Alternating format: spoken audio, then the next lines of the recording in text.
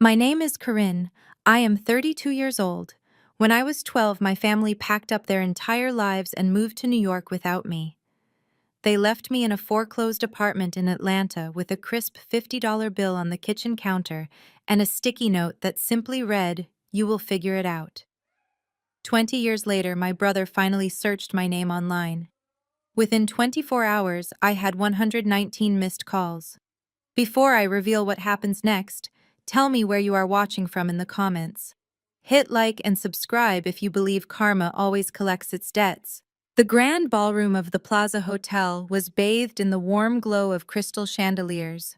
I stood at the podium looking out at a sea of Wall Street executives, venture capitalists, and industry titans. I had just been handed the Glass Trophy for Innovator of the Year, a recognition of my work building Aegis Financial from a relentless startup into a multi-billion-dollar financial technology empire. The applause was deafening.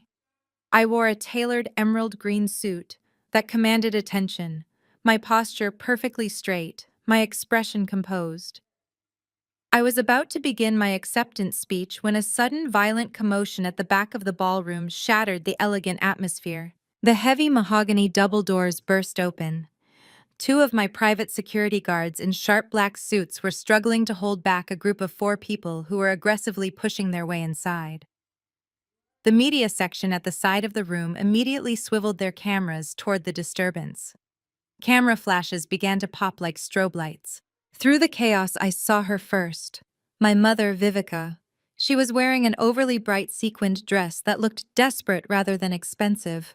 She shoved past a security guard and threw herself forward, falling to her knees right on the edge of the red carpet. She covered her face with her hands, her shoulders heaving with exaggerated sobs. "Corinne," she wailed, her voice echoing off the vaulted ceilings. "My baby. Oh, my sweet baby girl. Your father and I have spent 20 years looking for you. We prayed every single day." The reporters went wild.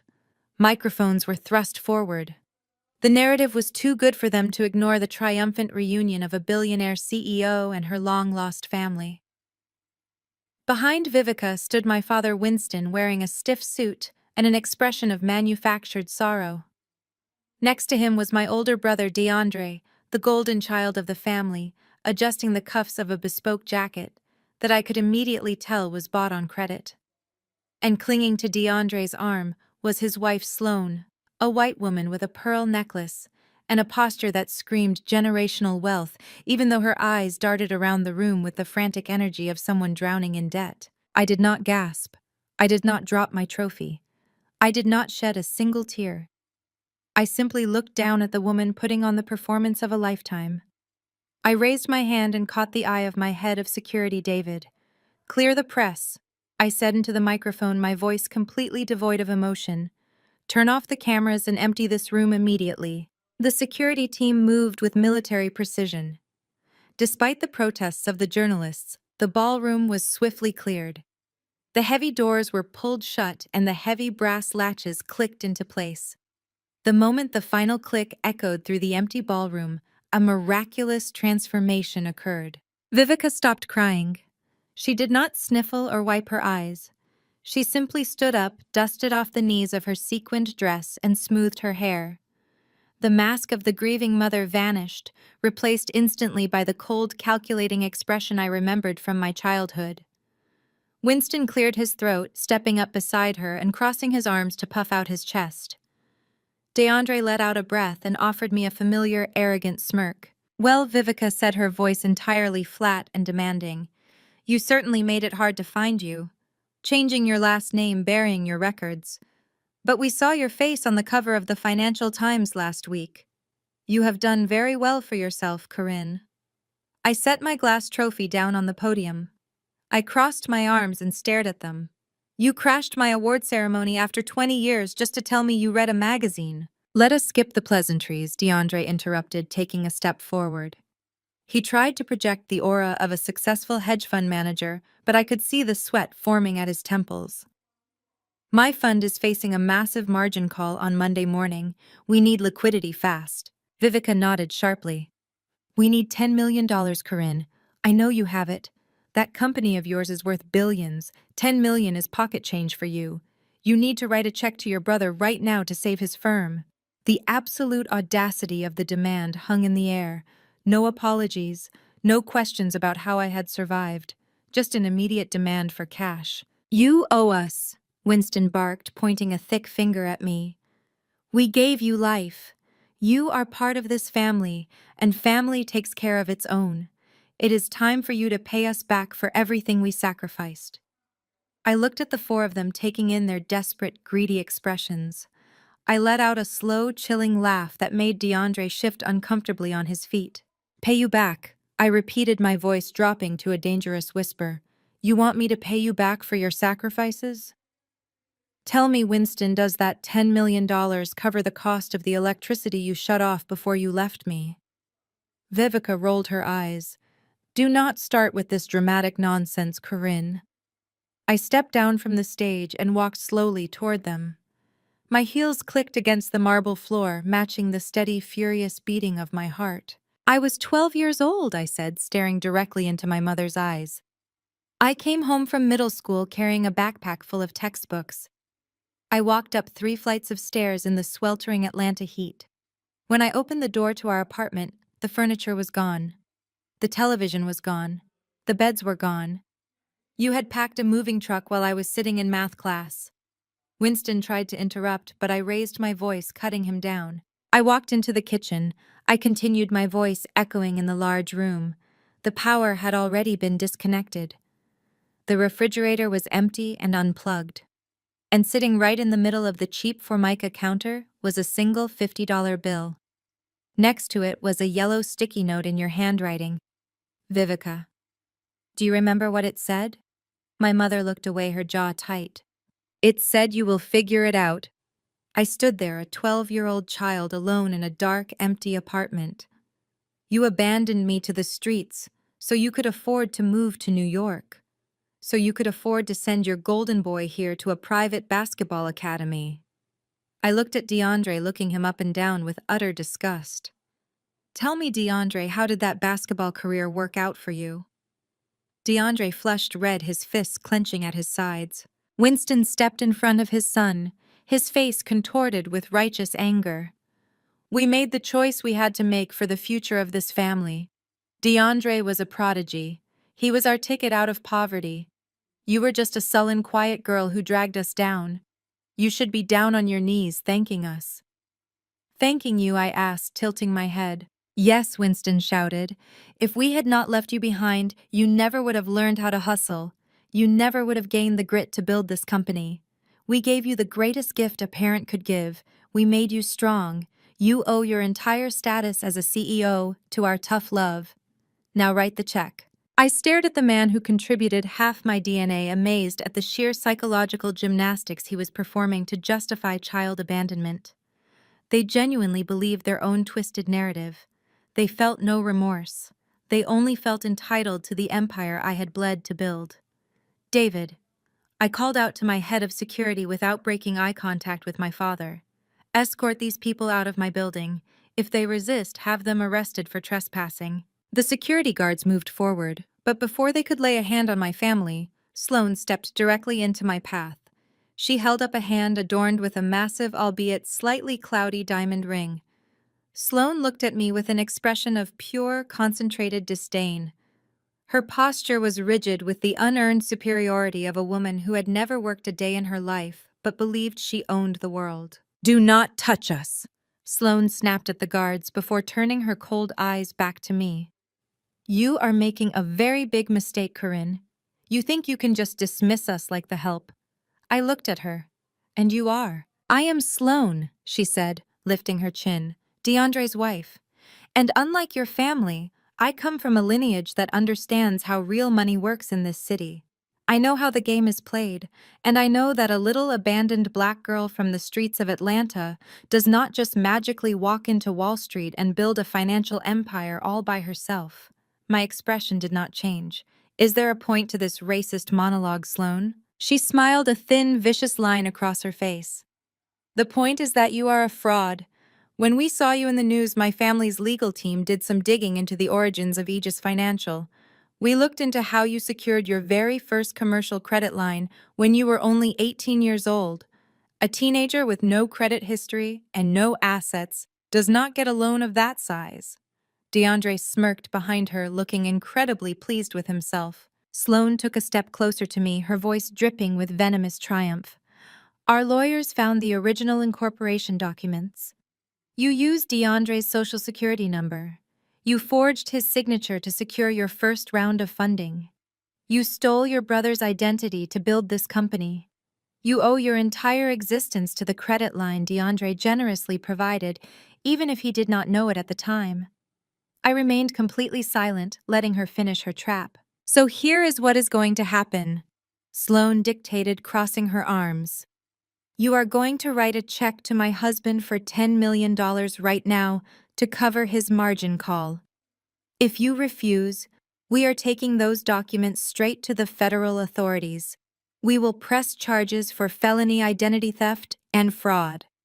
And then our lawyers will sue you for 50% of Aegis Financial, since it was built entirely on DeAndre's stolen credit. You can either pay us the $10 million today, or we take half your company tomorrow and send you to prison. The choice is yours. The silence in the room was absolute after Sloane delivered her ultimatum. She stood there with her arms crossed over her chest, her chin tilted upward in a display of unearned superiority. She genuinely believed that her pedigree and her threats held power in my building. She expected me to crumble. She expected me to panic and reach for my checkbook to make the scandal go away. When I did not immediately respond, she took my silence as submission. She took a slow step forward, her expensive heels clicking against the polished marble floor of my boardroom. You need to understand how the real world works, Sloane continued, her voice dripping with that specific brand of Northeastern condescension. People like you do not just magically conquer the financial sector. You are a little black girl who was abandoned on the streets of Atlanta. You have no lineage. You have no generational wealth backing you. The corporate world does not hand out billion-dollar portfolios to charity cases. When DeAndre told me the truth about how your company started, everything finally made sense. He told me how you came crawling to him in New York. He told me how you begged him for help because nobody else would even look at your desperate business proposals. She paced slowly around the edge of the large mahogany table, her eyes raking over my tailored suit with obvious disgust. He felt sorry for you, Sloane said. He used his impeccable credit, his good name and his vast resources to secure that initial commercial loan for you. He practically handed you the keys to your entire existence. And what did you do in return? You cut him out entirely. You took his generous credit line, and you built Aegis Financial while leaving your brilliant brother in the shadows.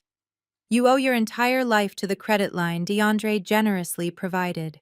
Winston stepped up to stand beside his daughter-in-law. My father puffed out his chest, his face twisted into a mask of righteous indignation. We always knew you were a thief, Winston sneered. His voice echoed loudly in the cavernous room.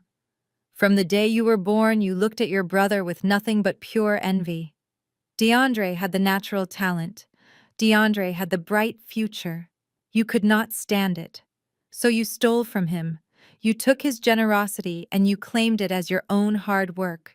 It is pathetic. You have always been a jealous child who refused to accept her place.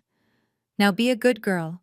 Sign the equity transfer and give your brother what rightfully belongs to him. Vivica moved closer, her face arranging itself into a mask of fake maternal disappointment. She placed a hand on Winston's arm, playing the role of the peacemaker. Corinne, sweetheart, listen to your father, Vivica said, using that syrupy tone she always deployed when she wanted to manipulate a situation.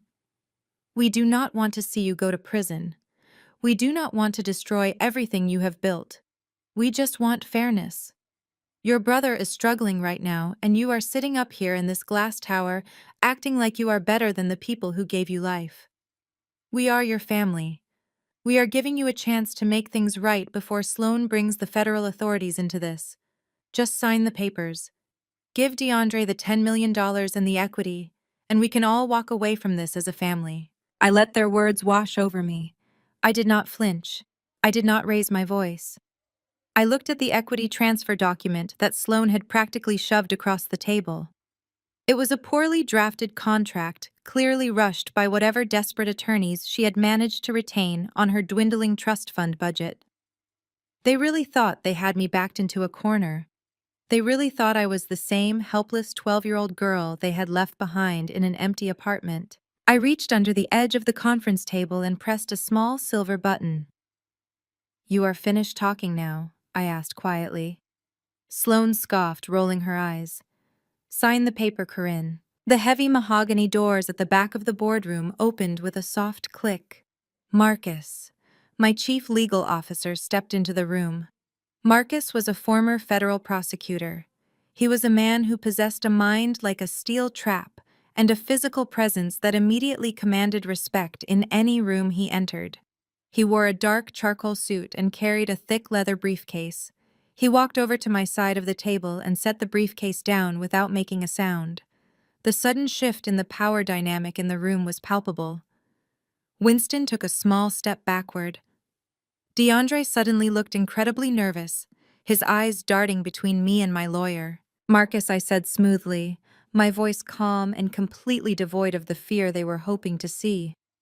"Please show my guests the foundational loan documents they are referencing." Marcus nodded. He popped the brass latches on his briefcase. He pulled out a pristine preserved copy of a commercial loan agreement and laid it flat on the polished wood table. The document was enclosed in a clear protective sleeve. The date at the top of the paper read October 14th, exactly 15 years ago. Sloane looked at the paper and then smirked at me. "Yes, that is exactly the document," she said triumphantly, pointing a manicured finger at the page. "The $50,000 commercial line of credit. The one DeAndre signed as the primary guarantor to fund your little startup. The one you manipulated him into signing before you locked him out of the company." I stepped closer to the table, resting my fingertips on the cool wood. "Look closer at the signature, Sloane," I said gently. "Look very closely at the guarantor information." Sloane leaned in, her brow furrowing slightly. DeAndre shifted his weight from foot to foot. A fine sheen of sweat was beginning to form on his forehead. He swallowed hard, looking toward the exit doors. "It is a fascinating document," I said, my voice cutting through the heavy silence of the room. "A commercial loan for $50,000 secured at a bank in downtown Manhattan, filed under my early limited liability company, but backed entirely by a social security number and a signature. A signature that you claim belongs to DeAndre, given willingly to help his poor, helpless little sister achieve her dreams." "It does belong to me," DeAndre blurted out suddenly. His voice cracked on the last word. "I signed it." "I helped you. Did you?" I asked, tilting my head to look at him. I reached into the open folder that Marcus was holding. I pulled out a second document. This one was much older. The paper was slightly yellowed and the edges of the copy were marked with the official embossed seal of the state of Georgia. It was a juvenile court record. I slid the court record slowly across the polished table until it rested right next to the commercial loan agreement. "It is deeply funny that you claim I came to you in New York to secure this loan," I said, locking eyes with my older brother. "It is funny that you claim I was sitting in a bank lobby with you on October 14th signing these business papers together." Sloane frowned, looking down at the Georgia document. The legal jargon and state seals clearly confused her. "What is this?" she demanded, her voice losing a fraction of its previous arrogance. That I explained calmly is a juvenile detention intake form. "You see, Sloane, on October 14th, 15 years ago, I was not in New York. I was not pitching brilliant business plans to my generous older brother in a Manhattan bank. On that exact day, I was locked inside a freezing holding cell in an Atlanta juvenile detention center." The room went entirely still. The air seemed to get sucked right out of the space. Vivica let out a small strangled gasp. Winston stared at the paper as if it were a venomous snake. I let the heavy reality of those words settle over them before I continued speaking. "I was picked up by the Atlanta Police Department for vagrancy. I was sleeping on a piece of cardboard behind a grocery store dumpster because the apartment my parents had abandoned me in had finally been boarded up and chained shut by the bank. I was freezing cold. I was starving. I had not eaten a real meal in 4 days. My clothes were filthy and my shoes had holes in them. I was locked in a concrete cell with nothing but a thin paper blanket, crying myself to sleep, terrified out of my mind as a ward of the state, while you were all living comfortably up north in your new house. I looked at Winston and Vivica. Their faces were turning a sickly shade of gray. The blustering confidence they had walked in with was draining out of them by the second. They could not look me in the eye, so I continued, turning my attention back to Sloane, whose arrogant posture was rapidly collapsing. It is physically impossible for me to have been in New York on that day. It is physically impossible for me to have signed those loan origination documents with DeAndre. I did not come crawling to him for help. I did not ask him for anything. I did not even know where you people lived. I leaned forward, placing both of my hands flat on the table, closing the distance between myself and my brother. I stared directly into his panicked eyes. I never saw a single penny of that $50,000. But you know who did see that money, DeAndre. You know who needed exactly $50,000 that specific month to cover his massive gambling debts and his elite fraternity dues. DeAndre was physically shaking now. He looked at Sloane, who was staring at him with wide, horrified eyes. The perfectly crafted illusion of the brilliant, benevolent hedge fund manager was shattering into a million pieces right in front of her. You did not fund me, I stated, my voice ringing with absolute, crushing certainty. You committed felony identity theft. You stole my social security number, which you memorized from our mother's files when we were kids. You forged my signature as the primary business owner, and you signed as the guarantor to push the loan through a predatory commercial lender who did not ask enough questions. You took out a massive loan in my name, effectively ruining my financial credit before I was even old enough to understand what a credit score was, just so you could fund your own pathetic, flashy lifestyle. The realization hit Sloane like a physical blow. She stumbled back a step, her hand flying up to cover her mouth. She looked at her husband as if she was seeing a complete stranger. You lied to me, she whispered, her voice trembling. You told me you were an early-stage investor. You told me you were her savior. I did what I had to do, DeAndre stammered, holding his hands up defensively. I was just a kid in college. I was under a lot of pressure. Dad told me I had to keep up appearances. You stole from a homeless child, Sloane hissed, stepping away from him in disgust. You threatened to go to the authorities today, I said, bringing the focus back to the immediate danger they were in. My voice remained completely level, contrasting sharply with the rising panic in the room. You threatened to have me arrested for corporate fraud. But you clearly did not look deep enough into your own husband's financial history before you marched into my building and tried to extort me. If we walk out of this room right now and hand these specific files over to the federal authorities, I will not be the one going to federal prison. You committed identity theft against a minor, DeAndre. You committed wire fraud across state lines. You funded your own parties with stolen money while your little sister was locked in a concrete cage. I watched the absolute terror wash over my family. The trap they had tried to set for me had just snapped shut around their own necks.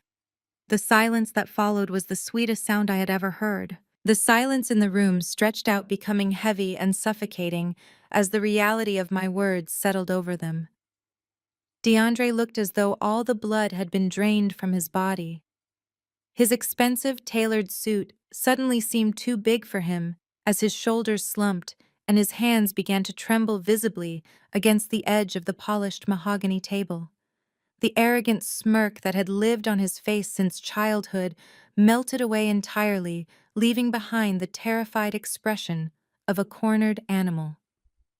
He took a shaky step backward, his eyes darting frantically between me and Marcus, as if searching for an escape route that did not exist. Sloane stood frozen, her perfectly manicured hands gripping the back of her leather chair so tightly, her knuckles turned pale white. The realization of what I had just revealed was hitting her in cold, suffocating waves. She turned her head slowly to look at the man she had married. The man she believed was a brilliant financial savior who had graciously funded his ungrateful little sister. The man who was actually nothing more than a common thief. The pristine illusion she had bought into was shattering right in front of her eyes. I watched her chest rise and fall with rapid, shallow breaths as her mind raced to process the legal and social implications of felony identity theft. Sloane came from a world where scandals were meant to be handled quietly, and financial crimes were only acceptable if they were committed in private boardrooms with offshore accounts. Petty identity theft against a homeless minor was dirty. It was beneath her class. The absolute disgust washing over her sharp features was palpable. She looked at DeAndre not as her equal partner, but as something repulsive she had accidentally stepped on. "You lied to me," she said, her voice dropping to a harsh, trembling whisper that carried easily across the quiet room. "You looked me in the eye and told me you were an early-stage investor in Aegis Financial. You told me you funded her. You told me you were the sole reason she had a career." DeAndre raised his shaking hands with his palms facing outward in a desperate gesture of surrender. He opened his mouth to speak, but only a pathetic, stammering sound came out. Sloane did not let him find his words. Her Upper East Side poise completely disintegrated as her face twisted into a mask of pure, unadulterated rage. She closed the physical distance between them and shoved him hard against the chest. "You stupid, pathetic fraud!" She spat the words out like venom. "You led me to believe you were a financial genius. My father introduced you to our entire network of investors based on the lie that you had the vision to seed a multi-billion-dollar fintech firm. You used my family name and our elite connections to build your hedge fund, all while hiding the fact that you committed a federal crime to get your start. You are nothing but a common criminal." DeAndre tried to grab her hands to calm her down, but she recoiled violently, as if his touch would infect her with a disease. She turned her furious gaze toward my parents, who were standing frozen in shock near the heavy wooden doors. "And you too," she said, her voice dripping with absolute contempt. "You covered for him. You stood in my Hamptons estate sipping my family wine and nodding along while he spun his pathetic lies. You are all exactly what my father warned me about. You are low-class grifters trying to play dress-up in a world you do not belong in." The racist undertones of her rant were not subtle. The mask of her progressive, wealthy liberalism had completely slipped, revealing the deeply ingrained prejudice she held toward my family. She felt superior, and now she felt utterly humiliated that she had tied her prestigious family name to a man who stole from a child. I stood silently behind my podium, watching the chaos unfold. I did not need to lift a single finger to destroy them, because they were eagerly tearing each other apart. Vivica had spent her entire adult life idolizing wealth and proximity to whiteness. She had contorted herself into whatever shape was necessary to fit into the high society circles that Sloane occupied. She had tolerated the passive-aggressive comments and thinly veiled insults for years just to maintain the illusion that her family had finally arrived at the top. But Vivica had one absolute fatal weakness: her blind, obsessive devotion to her son. Hearing this wealthy white woman publicly humiliate her golden child and call her family low-class grifters flipped a dangerous switch inside my mother. The carefully curated persona of the sophisticated Wall Street mother evaporated instantly.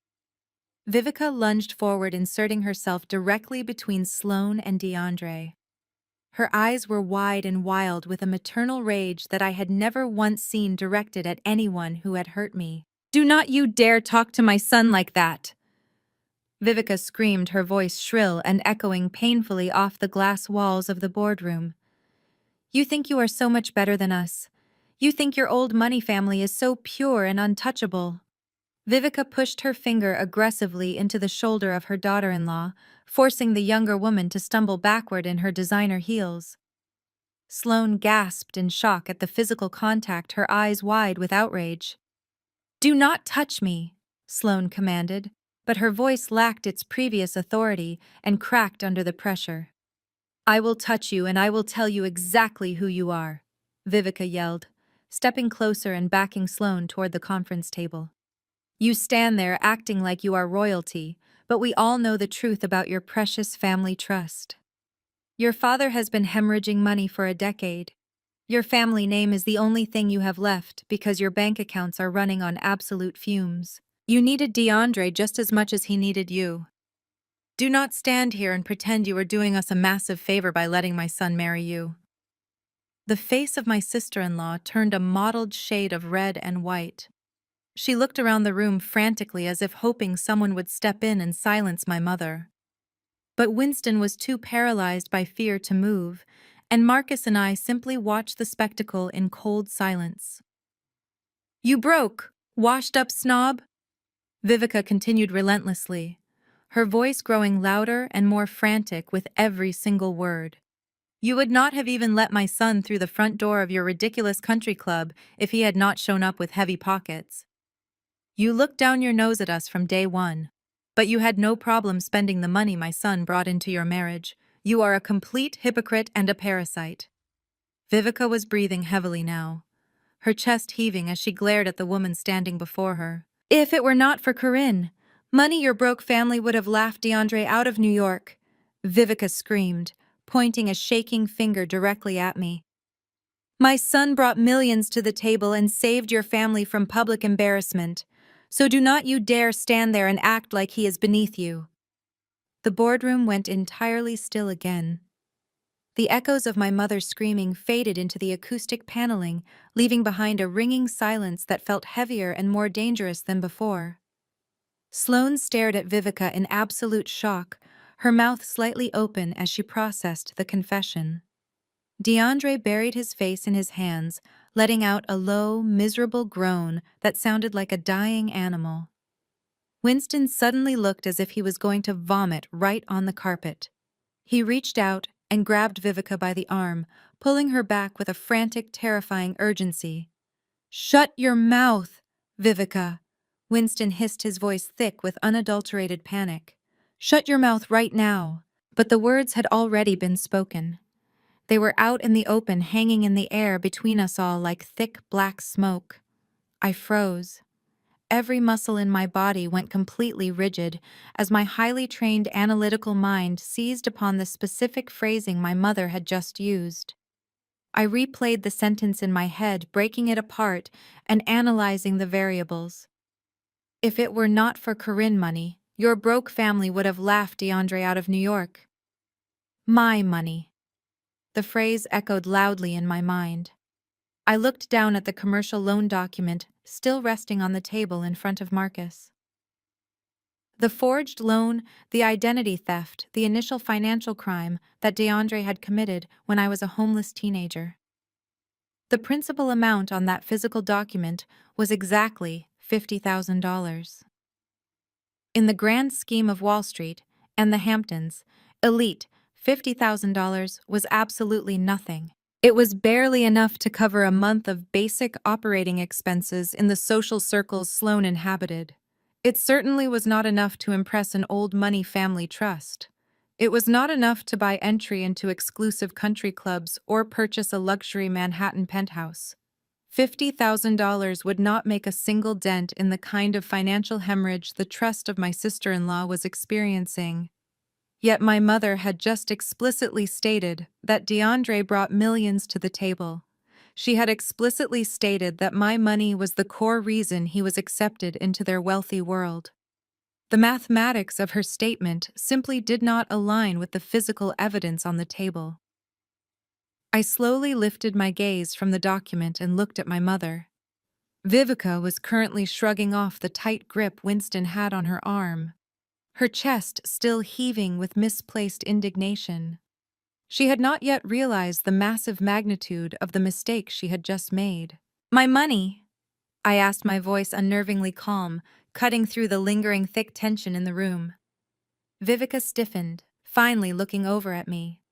She blinked rapidly, her eyes darting away, as the adrenaline of her argument with Sloane began to fade, leaving behind the cold, hard reality of what she had just accidentally admitted.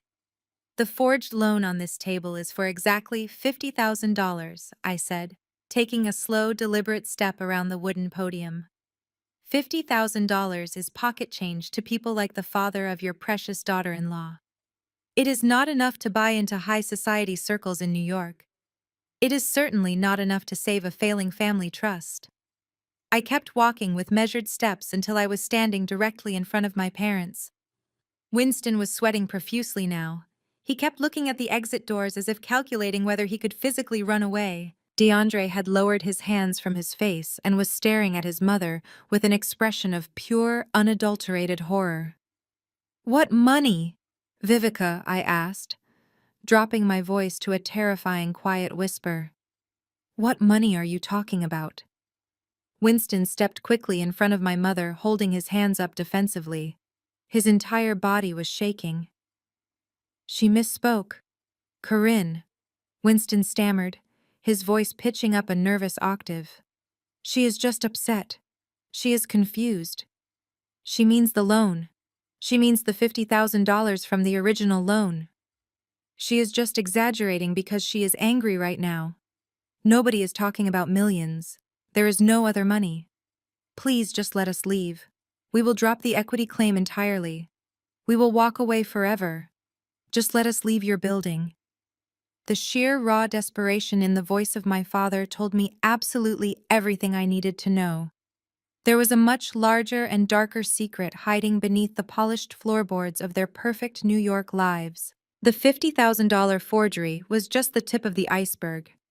There was a massive undiscovered reservoir of stolen wealth that they had built their fake empire upon, and it was somehow attached directly to my name.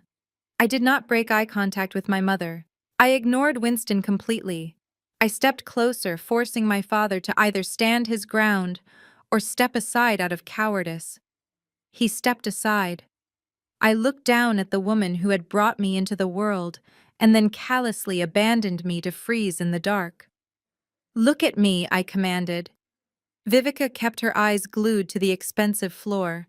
Her shaking hands were wringing the fabric of her sequined dress. "You just told Sloane that my money saved her family," I stated, keeping my tone perfectly steady and relentless. "You said DeAndre brought millions to the table. You are greedy and you are undeniably cruel. But you are not bad at math, Mother. You know the exact difference between $50,000 and millions. So I'm going to ask you one more time, and I heavily suggest you answer me very carefully, because my chief legal officer is standing right behind me, and there are high-definition security cameras recording every single word spoken in this room. What money did you use to buy your son his New York lifestyle?" Winston grabbed her shoulder, shaking her roughly. "Do not say another word." Vivica Winston pleaded, hot tears of panic actually welling in his eyes. "Please be quiet. We need to call a lawyer. Do not say anything else to her." But the immense pressure was simply too much for her to bear. The deep humiliation of being cornered, the very real threat of federal prison for DeAndre, the racist insults from Sloane, and now my relentless cold interrogation had pushed Vivica far past the breaking point of her fragile ego. She could not handle the feeling of being trapped like a rat. She could not handle the devastating feeling of losing all her power in front of an audience. She jerked her shoulder away from Winston with a sudden violent movement. She threw her hands up in the air, completely surrendering to the chaotic, ugly rage that was boiling deep inside her. She looked at me, her face twisted into a hideous mask of resentment and pure desperation. She was going to use the truth as a weapon, hoping it would somehow hurt me more than it incriminated her. "Shut up, Winston!" Vivica screamed, her voice cracking with hysterical fury. "She is going to find out anyway. Look at her. She has expensive lawyers and private investigators. She is going to dig until she finds it." Vivica turned her wild, furious eyes back to me. "You want to know what money, Corinne? You really want to know exactly how we afforded to give your brother the beautiful life he deserved?" The room was so incredibly quiet, I could hear the low hum of the air conditioning vents overhead. Marcus stood completely still behind me. Sloane had stopped breathing entirely. DeAndre tightly closed his eyes as if he was bracing for a massive physical impact. The life insurance. Vivica shrieked, the veins in her neck bulging prominently against her skin. The life insurance policy we took out on you, the $500,000 we got when you died. The silence that followed that horrific confession was absolute. It was a suffocating vacuum that seemed to draw all the oxygen out of the massive boardroom. Winston had finally managed to clamp his large hand over the mouth of his wife, but the damage was already done. The words hung in the air, dripping with a sickening reality that I could barely comprehend. The $500,000 we got when you died. Vivica had screamed those words with such venomous pride, as if cashing in on my supposed death was her greatest financial achievement. I stood perfectly still behind the heavy wooden table, my heart hammering against my ribs like a trapped bird. But my face betrayed absolutely nothing. DeAndre was visibly trembling now, his breath coming in short, panicked gasps as he looked from his mother to me and then to Sloane, who looked as if she might actually vomit right there on the imported rug. Sloane had spent her entire life shielding herself from the ugly realities of the world, wrapping herself in old money prestige, and now she was standing elbow to elbow with a family of common criminals who had faked the death of a child for a payout. "Get them out," I said, my voice dangerously low and steady. I did not yell. I did not need to. Marcus simply nodded and signaled to the security detail that had been waiting just outside the glass doors. The men in black suits moved swiftly, separating Winston and Vivica, and physically guiding them toward the exit. Vivica tried to struggle, her heels sliding against the polished marble, but the guards were relentless. DeAndre stumbled backward, his eyes locked on me, pleading silently. But I offered him no comfort. Sloane marched out ahead of them, her face pale and furious, clearly ready to distance herself from the radioactive disaster she had married into. The moment the heavy doors clicked shut, sealing them out of my sanctuary, I turned to Marcus. Find out exactly what she meant. I commanded, my voice hard and entirely focused. I want every single record, every police report, every insurance claim they ever filed. Tear their history apart and bring me the pieces. For the next 48 hours, the penthouse of Aegis Financial became a war room. I did not sleep. I barely drank enough water to keep myself upright. Instead, I paced the length of the glass windows, watching the lights of the city below. While my team of top-tier private investigators and forensic accountants went to work, Marcus brought in specialists who knew exactly how to navigate the murky waters of decades-old municipal records. We pulled threads that had been buried under years of careful deception, and what we found was a truth so deeply disturbing it made the original abandonment seem almost merciful. Marcus walked into my office on Wednesday evening, carrying a thick manila folder. His usual stoic expression had been replaced by a look of profound disgust. He set the file down on my desk and opened it without a word. I looked down at the documents, illuminated by the soft glow of my desk lamp. 3 years after they packed up that moving truck and drove away from Atlanta, leaving me in the dark with a single $50 bill, Winston and Vivica filed a missing persons report. They waited exactly 3 years to ensure there was no trace of me left in the local school system or child protective services. They went to a precinct in Georgia and put on a masterful performance. They cried to the police, claiming their beloved daughter had run away from home during a difficult transitional period. They claimed they had been searching for me relentlessly, but had found nothing. Then a few months later, a body was found in a river, just outside the county lines. A young, unidentified girl who matched my general description. The remains were badly decomposed, making visual identification incredibly difficult, but Winston and Vivica stepped right into the morgue and positively identified the body as mine. They buried an unknown child under my name. They stood over a grave and cried fake tears, and then they walked straight from the cemetery to the local branch of Pacific Life Insurance. They filed a massive claim on a policy they had taken out on me when I was just an infant. The payout was exactly $500,000. They declared me legally dead, erased my existence from the world, and took the cash. Marcus pointed to the financial tracing documents showing exactly where that blood money had gone. They did not use it to pay off debts or build a modest life. They used the $500,000 to buy DeAndre his way into the New York elite. They paid for the most expensive private basketball academies. They bought him tailored suits and a luxury car. They funded the lifestyle that allowed him to rub elbows with people like Sloane and her father. They built their entire glittering, perfect New York facade directly on top of my literal grave. They used my death to fund his life. As the sheer magnitude of their depravity washed over me, my phone buzzed on the desk. It was a restricted number, but I knew exactly who it was. Word had clearly gotten back to DeAndre that my investigators were poking around in his past. The private wealth managers and hedge fund contacts he relied on were starting to get questions from my forensic accountants. The walls of his fragile empire were rapidly closing in on him. I did not answer the phone. I simply let it go to voicemail. A minute later, it buzzed again. Then again. The calls came in a relentless, frantic wave, an endless stream of desperation breaking against the silent walls of my office. This was the beginning of the 119 missed calls. I sat at my desk, pulling up the voicemail transcriptions on my computer screen, and watched the psychological unraveling of the golden child in real time. DeAndre oscillated wildly between entirely different personas, trying to find the one that would manipulate me into stopping the investigation. The early voicemails were pathetic and weeping. "Corinne, please," he sobbed into the receiver, his voice thick and wet. "I am begging you. You have to stop these investigators. My investors are getting spooked. The banks are freezing. My transition accounts, please, Corinne. You are my sister. I know we messed up. I know Mom and Dad did a terrible thing, but I was just a kid. I did not know where the money came from. Please forgive us. Do not destroy my life." When I did not respond to his begging, the tone of the calls shifted dramatically. The sadness evaporated, and the pure, arrogant entitlement rushed in to take its place.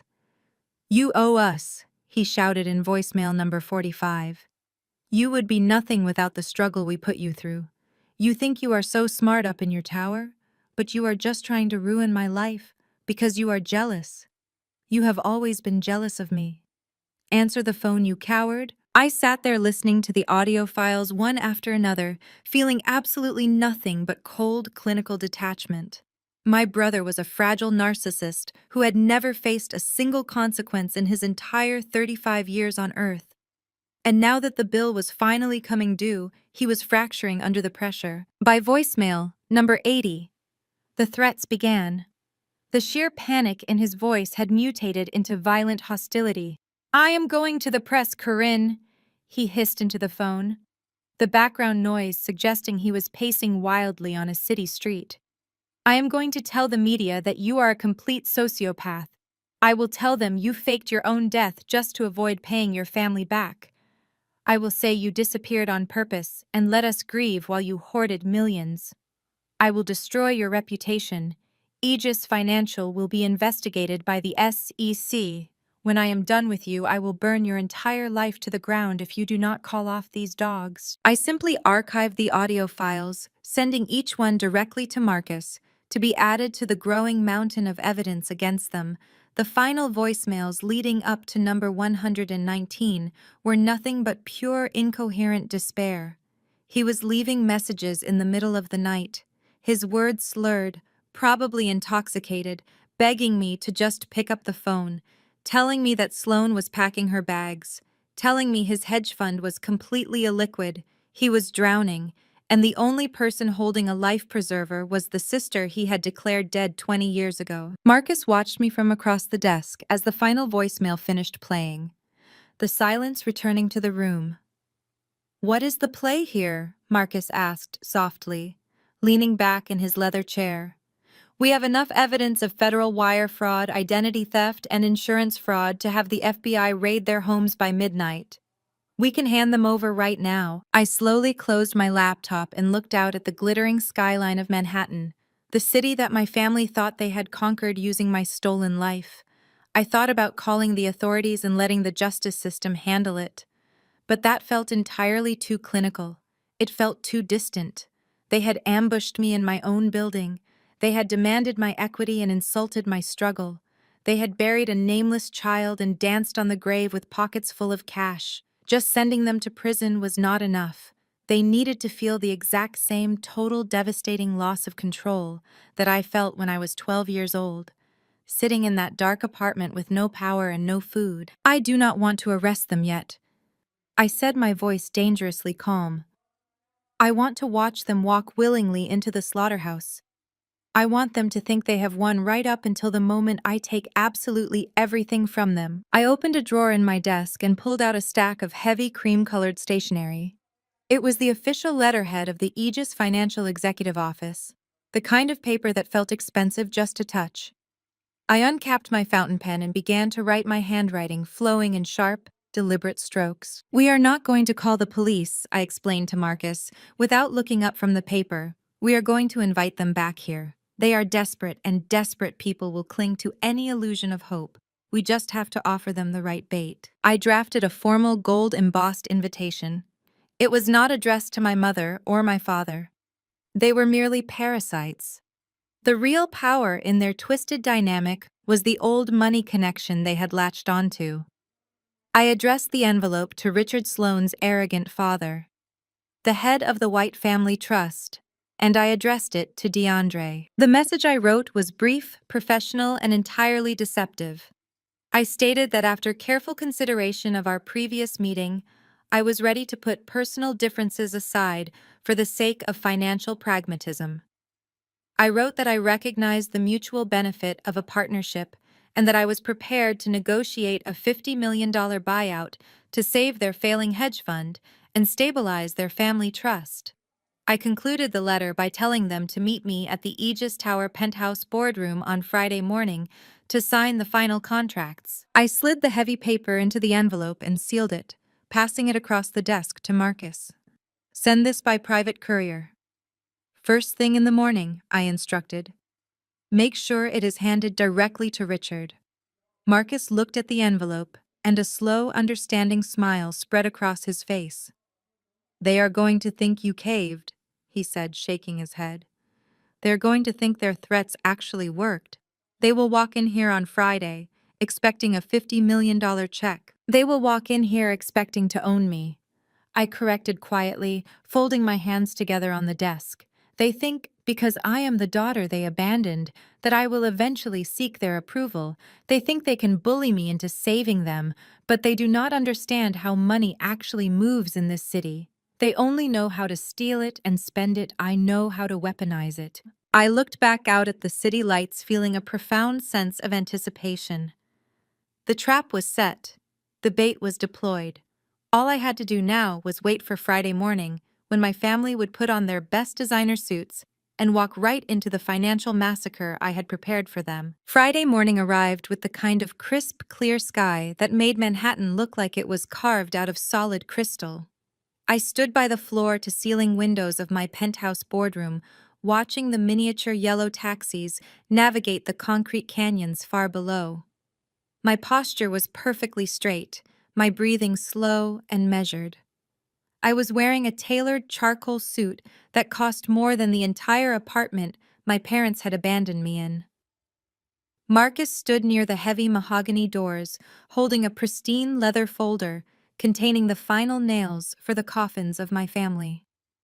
At precisely 10 o'clock, the private elevator chimed. The heavy doors swung open and the parade of delusion began. They walked into my boardroom as if they had already purchased the entire building. Winston and Vivica led the way, trying their absolute hardest to project an aura of effortless wealth.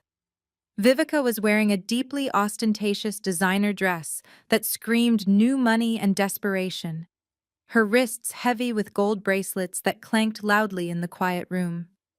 Winston wore a suit that was just slightly too tight around the shoulders, puffing out his chest and attempting to look like a titan of industry. But they were completely eclipsed by the sheer unearned arrogance of the people walking behind them.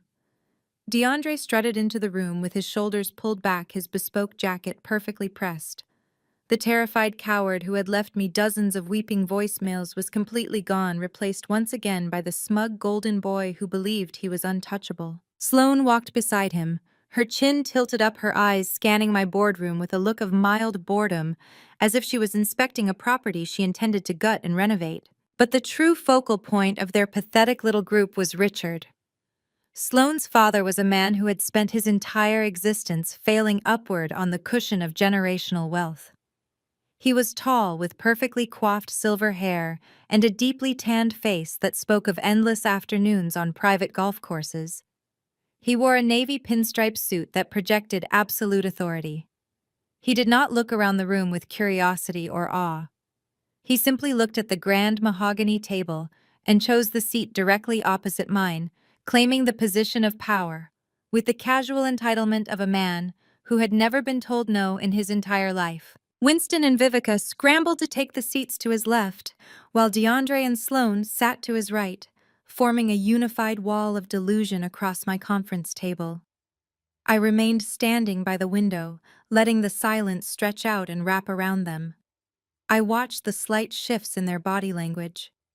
Richard leaned back in his leather chair, steepled his fingers, and offered me a smile that was entirely devoid of warmth. It was the kind of smile a predator gives right before it snaps its jaws closed. "Well," Corinne, Richard began, his voice carrying that specific booming resonance of a man accustomed to dominating boardrooms. "I must say you have put together quite an impressive little operation here. I was reading up on your background this morning. It is a remarkable story, really. A girl from the streets pulling herself up by her bootstraps to build a financial firm. You are incredibly articulate for someone with your background, and you have been very, very lucky in this current market cycle." The blatant racism and staggering condescension in his tone were so incredibly palpable that they practically hung in the air like a foul odor. He called me articulate, as if my ability to string a sentence together was a miraculous anomaly. He called a multi-billion-dollar fintech empire that I had built with my own blood and sweat a product of luck. He was attempting to diminish me, to reduce me to a charity case who had stumbled into a fortune that she did not know how to manage. Vivica nodded eagerly along with his words, leaning forward and giving Richard a sickeningly sweet smile of agreement. Winston crossed his arms and looked at me as if he had personally orchestrated my entire career trajectory. "My son-in-law has told me all about the unfortunate misunderstandings that occurred earlier this week." Richard continued, waving a dismissive hand, as if the felony identity theft and the fake death certificate were nothing more than minor administrative errors. Family disputes can be so incredibly messy, especially when new money is involved. People get emotional, things are said. But DeAndre showed me the letter you sent. You have finally realized that you are out of your depth in these waters. You recognize that playing in the big leagues requires pedigree and institutional backing. You realize that your little startup needs the kind of legitimacy that only an established family name can provide. Richard unbuttoned his suit jacket and reached into his leather briefcase. He pulled out a thick stack of legal documents bound in a dark blue folder. He tossed the folder onto the center of the mahogany table and slid it slowly across the polished wood until it stopped just inches from my hands. He leaned forward, resting his elbows on the table, his eyes locking onto mine with absolute predatory confidence. "We are prepared to accept your $50 million capital injection into DeAndre's hedge fund." Richard dictated his tone, leaving zero room for negotiation. "It is a smart move on your part, Corinne. Buying into our family trust gives you the shield of respectability that you desperately need in this city. But $50 million alone does not buy you a seat at our table. You lack the institutional knowledge to protect that kind of capital. You lack the refinement and the long-term vision required to navigate the upper echelons of global finance.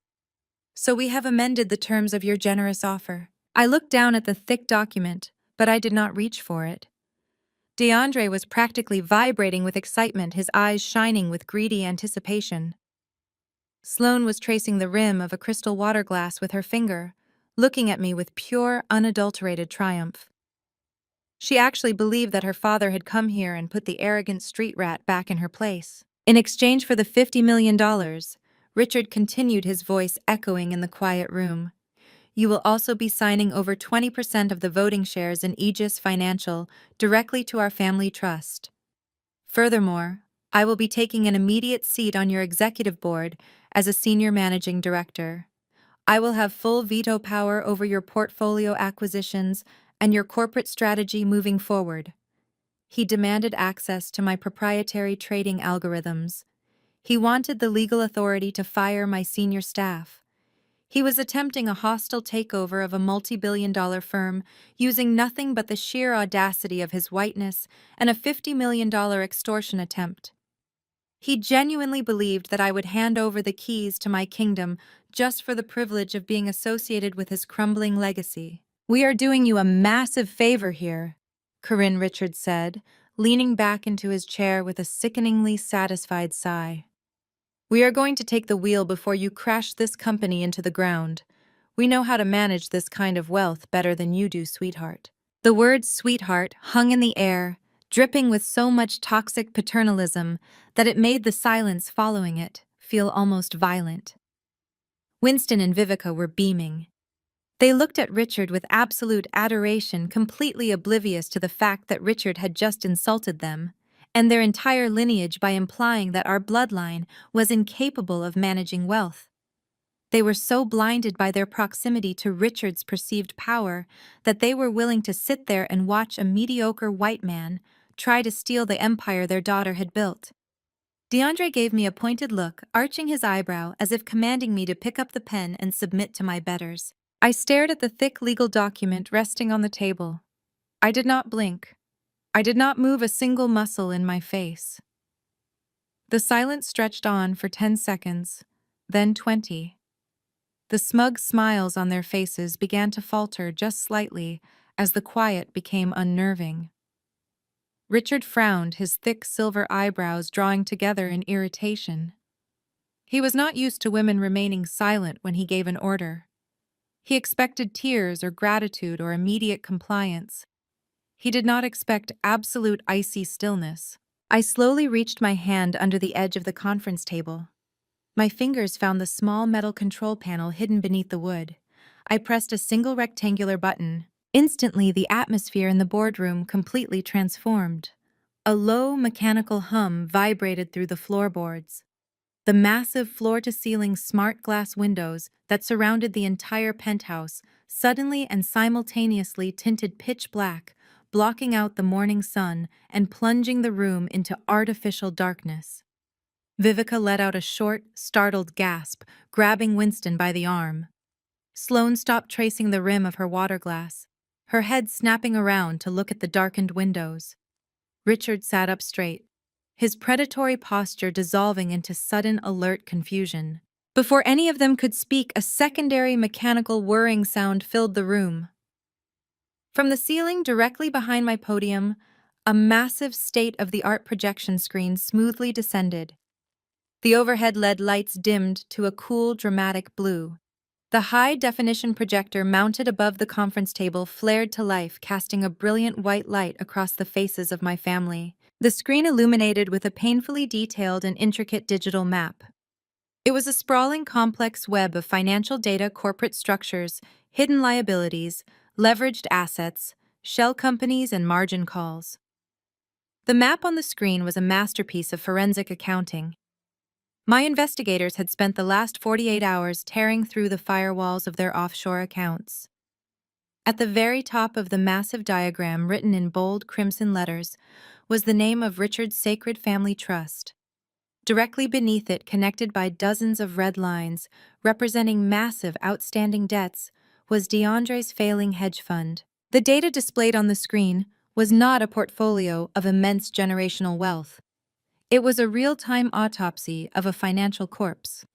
The screen detailed exactly how Richard had been quietly liquidating the remaining assets of his family trust for the past 10 years, just to cover the interest payments on catastrophic bad loans.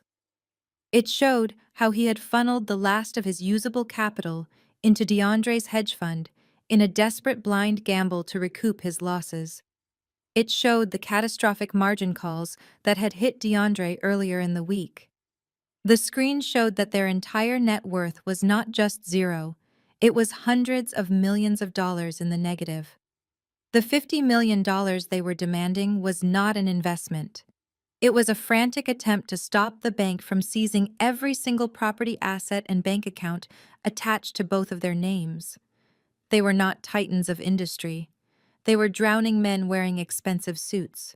Richard stared at the massive glowing screen, and his deeply tanned face went the color of wet ash. The breath left his lungs in a ragged, hollow wheeze. He looked like a man who had just watched his own execution. Sloane stood up from her chair, her hands trembling violently as she read the catastrophic negative numbers attached to the trust funds she had relied on her entire life. DeAndre looked as if he was going to pass out his eyes, darting frantically across the screen, reading the exact details of the corporate fraud he had been committing to hide the losses from his father-in-law. Winston and Vivica simply stared at the board in total incomprehension, unable to read the complex financial markers, but understanding enough from the sheer terror radiating from Richard and Sloane to know that something had gone terribly, horribly wrong. The contrast between the absolute panic of my family and the cold mechanical hum of the projector created a symphony of destruction. I had waited 20 years for this exact moment. I had built an empire block by block, dollar by dollar, specifically, so I would never be at the mercy of people like them again.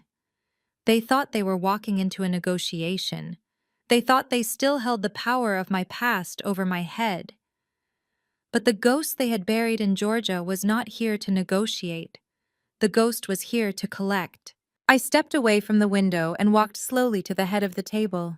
The cool blue light from the projector illuminated my face as I looked down at the men and women who had come into my home to steal from me. I did not pick up the predatory contract Richard had slid across the table. I simply pushed it off the edge of the mahogany wood, letting the thick stack of papers scatter haphazardly onto the floor at his feet. I looked directly into the panicked, wide eyes of the man who had just called me a lucky street rat. My voice was smooth, even, and utterly devoid of mercy as it resonated through the darkened boardroom. "I did not invite you here to invest in your fund, Richard," I stated softly, letting the absolute finality of the words sink deep into his bones. "I invited you here to inform you that I own it." The absolute silence that swallowed the boardroom was so profound that I could hear the ragged, uneven breathing of my father from all the way across the long mahogany table. Richard sat frozen in his luxurious leather chair, his mouth slightly open, his perfectly manicured hands gripping the armrests so tightly that his knuckles were bone white. The words I had just spoken hung in the cold air conditioning of the penthouse, pressing down on their chests like physical weights. "I invited you here to inform you that I own it." The concept was so entirely foreign to Richard that his brain simply refused to process the information. He blinked rapidly, shaking his head as if trying to physically dislodge the reality of his situation. "That is impossible," Richard finally stammered, his booming, authoritative voice reduced to a thin, reedy whisper. "You cannot own my trust. It is a closed generational fund. We have private banking relationships that span decades. You are lying. This is a bluff." I did not smile. I simply gestured to the massive glowing projector screen behind me, where the undeniable proof of his financial ruin was mapped out in bright digital colors. "I do not bluff, Richard," I said, my voice echoing softly against the glass walls. "While you and my pathetic brother were busy planning how to march into my office and extort me for $50 million, my acquisitions team was already dismantling your lives. You see, when DeAndre came into my building and threatened to expose my company using my own stolen identity, he made a catastrophic miscalculation. He assumed I was playing defense. He assumed I would panic and write a check to make the scandal go away. But I do not play defense." I began to walk slowly down the length of the conference table, the blue light from the projector casting long shadows across the terrified faces of my family. Over the past 48 hours, I explained, my tone methodical and entirely detached. Aegis Financial engaged in a highly coordinated debt acquisition sweep. We did not use our primary corporate accounts. We used a network of 7 anonymous shell companies registered in Delaware and the Cayman Islands. We approached every single private equity firm, every commercial lender, and every offshore bank that currently holds the toxic debt of your family trust and the junk bonds of my brother's failing hedge fund. DeAndre let out a whimper, pulling at the collar of his bespoke suit as if he was suddenly suffocating. Vivica was clutching her chest, staring at me with wide, terrified eyes. "You were drowning in bad paper, Richard," I continued, stopping right behind his chair. "Your creditors were already preparing to carve up your remaining assets. They knew your family name was nothing but a hollow shell holding up a mountain of defaulted loans. So when my shell company swooped in and offered to buy up your debt at 60 cents on the dollar, they were absolutely thrilled to offload the risk. They took the cash and they sold us everything, every single promissory note, every leveraged asset, every margin call. We bought it all. I bought it all." Sloane leaped to her feet, her chair scraping violently against the marble floor. Her face was contorted with panic and a desperate, furious denial. "You cannot do this!" she screamed, pointing a shaking finger at me. "That is illegal. You are breaking the law. You are committing financial fraud just like you always do. I am calling the Securities and Exchange Commission right now." I turned to look at her, letting my cold gaze sweep over her trembling frame. "It is not illegal, Sloane," I corrected her with brutal Wall Street logic. "It is called a hostile takeover via debt acquisition. It is a perfectly legal, highly aggressive strategy used by the very elite financial institutions your father pretends to still be a part of. The fact that you do not understand the mechanics of how this works just proves my point. You do not know how to generate wealth. You only know how to spend the money that other people bleed for." I walked back toward my podium, pulling up the next slide on the projector. The screen shifted from the web of shell companies to a stark, simple ledger detailing the exact nature of their relationships. I looked at Sloane and then down at my trembling brother. "Your entire marriage is a masterclass in parasitic fraud," I said, my voice ringing with absolute certainty. "Your family has been broke for a decade, Sloane. Your father squandered the last of your generational wealth years ago. You married DeAndre because he walked into your exclusive country club throwing around cash he stole from a dead child. You thought you were marrying new money to save your old money status." I paused, letting the humiliation wash over her before turning my attention to my brother. "And you, DeAndre," I said, watching him flinch at the sound of his name. "You married her because you wanted the pedigree you could never buy. You wanted the pale skin and the Hamptons address to validate the empire you built on top of my grave. You are a fake billionaire marrying a fake aristocrat. You are both entirely leveraged to the absolute limit. You have nothing but debt and a desperate need to pretend you are better than everyone else." Winston tried to speak, his voice shaking uncontrollably. "Corinne, please," he begged, reaching a hand out across the table. "We are your parents. We can fix this. We can work together." I ignored him completely, bringing up the final document on the screen. It was a detailed list of every single physical and liquid asset they possessed. "Let us talk about the collateral." "Securing these massive loans," I said, tapping the wooden podium. "When you take out high-risk loans to fund a failing hedge fund and a bankrupt family trust, the lenders require collateral.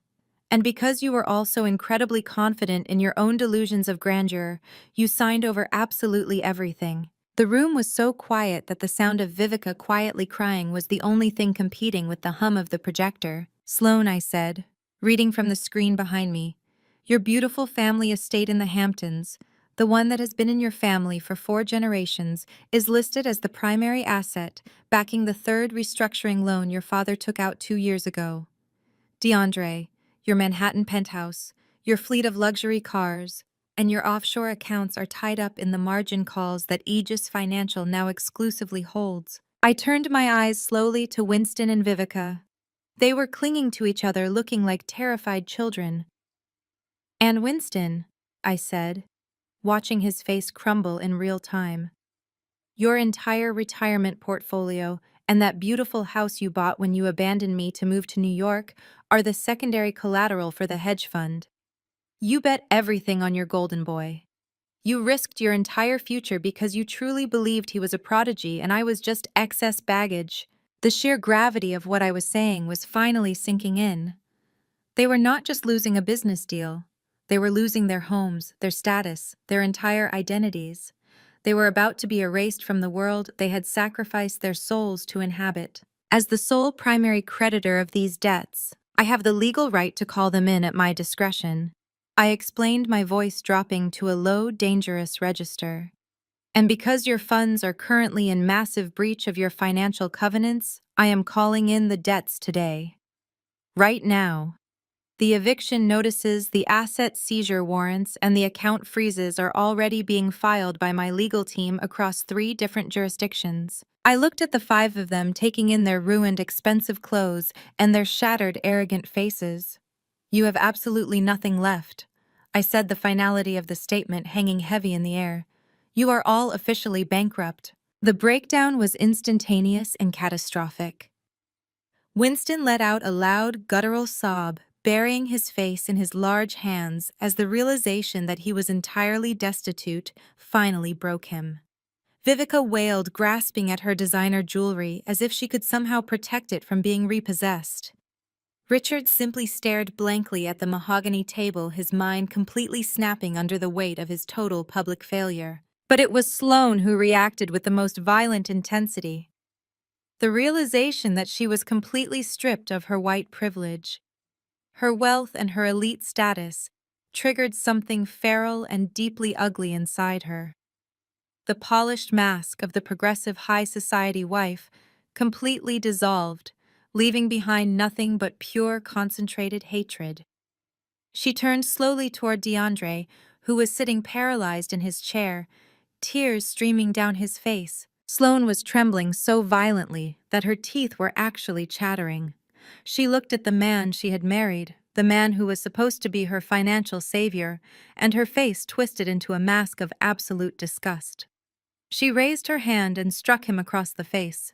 The slap echoed through the quiet boardroom with the sharp cracking sound of a gunshot. DeAndre recoiled, crying out in pain and shock as he grabbed his cheek. His chair tipped dangerously backward, but Sloane did not stop. She grabbed him by the lapels of his ruined custom suit, yanking him forward so she could scream directly into his face. "You worthless street rat!" Sloane shrieked, her voice completely feral and completely unhinged. "You dragged me down into the gutter with you. You disgusting, pathetic fraud. You are nothing but a thief who played dress-up in my world. You ruined my family.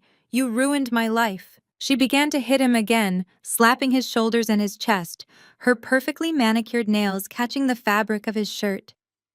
The racist slurs she had clearly been holding back for years came pouring out of her mouth, a vile stream of hatred that completely shattered the pristine image of their perfect modern marriage. She called him a ghetto thug. She called him a parasite. She screamed that he was biologically incapable of success without stealing from his betters. DeAndre tried to push her away, but he was too broken, too completely defeated to mount a real defense. Vivica, seeing her precious golden boy being physically and verbally assaulted by the white woman she had practically worshipped, let out a screech of pure maternal fury. Vivica lunged out of her chair, launching herself across the room and grabbing Sloane by the hair. "Do not! You put your hands on my son!" Vivica roared, yanking Sloane backward. The 2 women tumbled to the floor in a mess of designer dresses and violently flailing limbs. Winston yelled out, trying to intervene to pull his wife off the screaming heiress, but Richard suddenly snapped out of his catatonic state and grabbed Winston by the collar, throwing a clumsy, desperate punch at my father. The boardroom devolved into absolute physical chaos. The people who had walked into my building looking like royalty were now rolling around on the floor, pulling hair, screaming racist insults, and throwing punches like animals fighting over scraps in an alleyway. They were destroying each other, tearing apart the very fabric of their fake alliances and exposing the rotten core of their existence. Marcus took a step forward, ready to signal the security team to break up the violent brawl. but I held up my hand, stopping him in his tracks. I stood behind the podium, watching my family tear themselves to pieces under the cool blue light of the financial ruin I had orchestrated. I did not feel an ounce of pity. I did not feel a shred of remorse. I simply watched them burn, knowing that the 12-year-old girl they had left to freeze in Atlanta was finally resting in peace. The physical altercation on the floor of my boardroom was a masterpiece of poetic justice. Vivica had her hands firmly twisted into the roots of Sloane's perfectly styled blonde hair, pulling with a vicious strength that belied her age. Sloane was shrieking a high-pitched sound that shattered the acoustic elegance of the penthouse. The wealthy heiress flailed wildly, her designer heels kicking against the polished wood of the conference table as she tried to scratch at the face of my mother. The sickening sound of tearing silk filled the air as the seam of Sloane's couture dress ripped open along the shoulder. Tiny white pearls from a broken necklace scattered across the floor, bouncing and rolling into the shadows like tiny teeth knocked loose in a street fight. Winston was red in the face, panting heavily as he threw his heavy frame into the chaos. He grabbed Vivica by the waist, trying to haul her off the screaming younger woman, but his leather shoes slipped on the scattered pearls. He crashed down onto his knees with a heavy thud, knocking the breath out of his lungs. Richard, the so-called titan of industry, was backed against the glass wall, clutching his bleeding lip and staring at the violent mess with a look of absolute catatonic shock. The entire facade of their sophisticated elite existence had evaporated in less than 3 minutes, leaving behind nothing but base animalistic panic. I stood perfectly still behind the podium, watching the financial and social slaughter I had orchestrated. Marcus remained silent beside me, a guardian witnessing the destruction of the people who had tried to destroy me. Through the tangled limbs and the shouting, I saw movement near the base of the conference table. DeAndre had slipped out of his leather chair. His legs had simply given out beneath him. The golden boy of the family, the brilliant hedge fund manager, the man who had confidently swaggered into my building demanding $50 million, and my company was completely broken. The reality of his total ruination had finally severed his last thread of sanity. He knew the banks were going to seize his penthouse. He knew the federal authorities were going to freeze his offshore accounts. He knew he was looking at years in federal prison for the identity theft and wire fraud he had committed using my name. He did not try to stop his mother from attacking his wife. He did not try to help his father up from the floor. Instead, he turned his tear-streaked face toward me. The absolute terror in his eyes was almost intoxicating to witness. He dragged himself across the expensive rug on his hands and knees. His bespoke suit jacket hung loosely off his shoulders. His silk tie dragged against the floor, picking up dust. He was a pathetic, crawling shell of a man. He reached the base of my podium and collapsed completely. He threw his arms out and wrapped his shaking hands around the fabric of my tailored skirt, pulling at the hem like a frightened toddler begging for protection. "Corinne, please," he sobbed, his voice thick and wet with mucus and tears. The sound was pathetic, a high, keening wail that cut through the sounds of the women fighting behind him. "Please, Corinne, you have to stop this. You have to call off the banks. I am begging you. I am your brother. We share the same blood. You cannot do this to me. You cannot put me on the street. I have a child on the way. Sloane is pregnant, Corinne. You cannot make my baby homeless. Please, I will do anything you want. I will sign whatever you want. Just please give me the money and let me keep my life." I looked down at the top of his head, watching his shoulders heave with uncontrollable sobs. He was invoking blood. He was invoking family. He was trying to use the concept of an unborn child to manipulate the sister he had legally declared dead so he could buy himself a sports car and a country club membership. The sheer audacity of his begging was staggering. He truly believed that because we shared genetic material, I owed him my mercy. He believed that his tears could wash away 20 years of betrayal and suffering. I reached down and grabbed the collar of his expensive, ruined suit. I did not pull him up. I simply forced his head back so he had to look directly into my eyes. The coldness in my gaze made him flinch, but I did not let him look away. Blood! I asked, my voice a quiet, deadly whisper that somehow carried immense weight over the noise in the room. You want to talk to me about shared blood, DeAndre? Where was that blood when you were eating dry-aged steak in Manhattan? Where was that blood when you were popping bottles of champagne in exclusive nightclubs bought and paid for with the insurance money from my fake death? He squeezed his eyes shut, shaking his head weakly as more tears spilled down his cheeks. No, please, he whimpered. Look at me, I commanded, my grip tightening on his collar. Where was our shared blood when I was 12 years old, scavenging out of dumpsters behind grocery stores in Atlanta? Where was your brotherly love when I was sleeping on freezing concrete wrapped in dirty newspapers, praying that nobody would attack me in the dark? You knew I was alive. You knew exactly what you and your parents did to me. You left me to starve and be swallowed by the streets. And when you needed more cash to fund your frat parties and your pathetic gambling debts, you did not hesitate to steal my identity. Where was your family loyalty when you forged my name to steal $50,000 and ruin the credit of a homeless child? I let go of his collar in disgust, wiping my hand on my suit jacket, as if his touch had contaminated me. You do not care about blood, DeAndre, I told him, stepping back. You only care about the bank account attached to my name. You made your choices. You stole your fake life.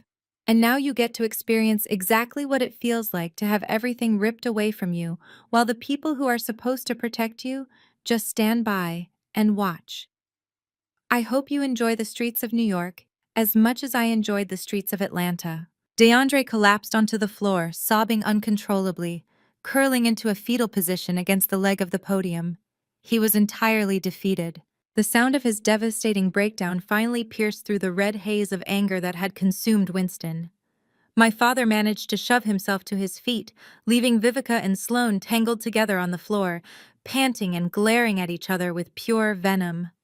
Winston was a disaster. His tie was ripped half off his neck. He was sweating profusely, and a long, angry scratch ran down his cheek where Sloane had caught him with her nails. His breathing was ragged and shallow as he stumbled toward me, stepping over the weeping form of his golden child. Winston held up his hands, palms facing me, in a gesture of desperate surrender. The arrogant, blustering patriarch who had marched into my office demanding a $10 million check was completely gone. In his place was a terrified old man watching the consequences of his horrific choices finally catch up to him. Corinne, please stop this, Winston begged, his voice cracking. He looked around the room at the shattered glass, the scattered pearls, the ruined clothes, and the broken people. This has gone too far. We submit. You win. You proved your point. We are sorry. We made a mistake 20 years ago. We were scared, and we were poor, and we made a terrible mistake. But you have to stop this financial attack. You are destroying everything. I simply stared at him, letting the silence stretch out and force him to sit in his own panic. You cannot just wipe us out, Winston continued, his voice taking on a frantic, pleading tone. Despite everything that happened, we are still your family. We gave you life. We are your legal parents, Corinne. You cannot deny that fact. You cannot legally or morally destroy the people who brought you into this world. You have a moral and legal obligation to your family. A judge would never allow this. Society would never allow a daughter to financially execute her own legal parents. You owe us a basic duty of care. He was grasping at straws. He was throwing out words like morality and legality, hoping that some invisible societal rule would suddenly descend from the ceiling and save him from the ruin he had so carefully built for himself. He actually thought he could use the legal definition of parenthood as a shield against the absolute devastation I was bringing down on his head. I looked at the bleeding, sweating man who had driven away from a foreclosed apartment, leaving his youngest child alone with a $50 bill and a sticky note. I looked at the man who had gone to a police station and filed a fake missing persons report so he could wait 3 years and cash out a life insurance policy on my ghost. I looked at him, attempting to invoke the sacred duty of a legal parent. A slow smile began to form on my face. It was not a happy smile. It was the kind of smile that makes the temperature in the room drop by 10 degrees. It was a terrifying cold curving of my lips that made Winston stop talking immediately and take a nervous step backward. Marcus shifted slightly behind me, anticipating the final blow. Legal parents, I repeated, letting the words roll off my tongue. The smile remained fixed on my face as I tilted my head and stared directly into my father's terrified eyes. That is funny, Winston. That is incredibly funny that you would bring up the legal definitions of our relationship. I rested my hands on the edges of the podium, leaning forward just slightly. Let us talk about the law, I said, my voice dropping to a smooth, chilling whisper that silenced the entire room. I reached into the wooden drawer of the podium and pulled out a single sheet of paper protected inside a clear plastic sleeve. I pressed a button on the console, and the complex digital map of their financial ruin on the massive projector screen instantly vanished. It was replaced by a high-definition scan of the document I was holding in my hand. The bright white light illuminated the horrified faces of my family in stark detail. Winston squinted at the screen, and then all the blood completely drained from his face, leaving him looking like a corpse. Vivica let out a short, terrified gasp, covering her mouth with both hands as her eyes widened in absolute panic. DeAndre stopped his pathetic sobbing and stared up at the screen in utter confusion. Legally, I have no parents, I stated, my voice echoing off the glass walls with absolute devastating finality. Legally, Corinne did not survive the winter exactly 20 years ago. You made sure of that. I pointed to the document looming on the screen. It was a state-certified death certificate. It bore my full given name, my date of birth, and the official seal of the medical examiner. You went to a police station in Georgia. I continued, stepping out from behind the podium so they could see the sheer, unadulterated disgust on my face. You filed a missing persons report 3 years after you abandoned me. You cried fake tears for the police. And then, when a badly decomposed body of a young girl was found in a river just outside the county lines, you walked right into the morgue and positively identified her as your runaway daughter. You declared me legally dead. You wiped my existence off the face of the earth. Sloane let out a horrified whimpering sound, shrinking back against the wall as the sheer depravity of what she was hearing finally registered in her mind. She was looking at my parents not just as low-class grifters, but as absolute monsters. She realized she had married into a family of ghouls. You took this death certificate, I said, tapping the physical copy in my hand, and you walked straight into the local branch of Pacific Life Insurance. You cashed out a $500,000 policy that you had taken out on me when I was a baby. You built your entire perfect New York lives on my literal grave. You used the blood money from my supposed death to buy your golden child his entry into high society. Winston was shaking so violently that his knees finally buckled. He dropped to the floor beside DeAndre, his chest heaving as he gasped for air. He realized that the federal authorities would view this not just as a financial crime, but as a horrific act of fraud involving a minor. The arrogance was entirely gone, replaced by the primal fear of a man who knows his life is over. I looked down at the architects of my childhood trauma. I had meticulously laid out every single piece of evidence. The trap was flawlessly executed, and there was absolutely no way out.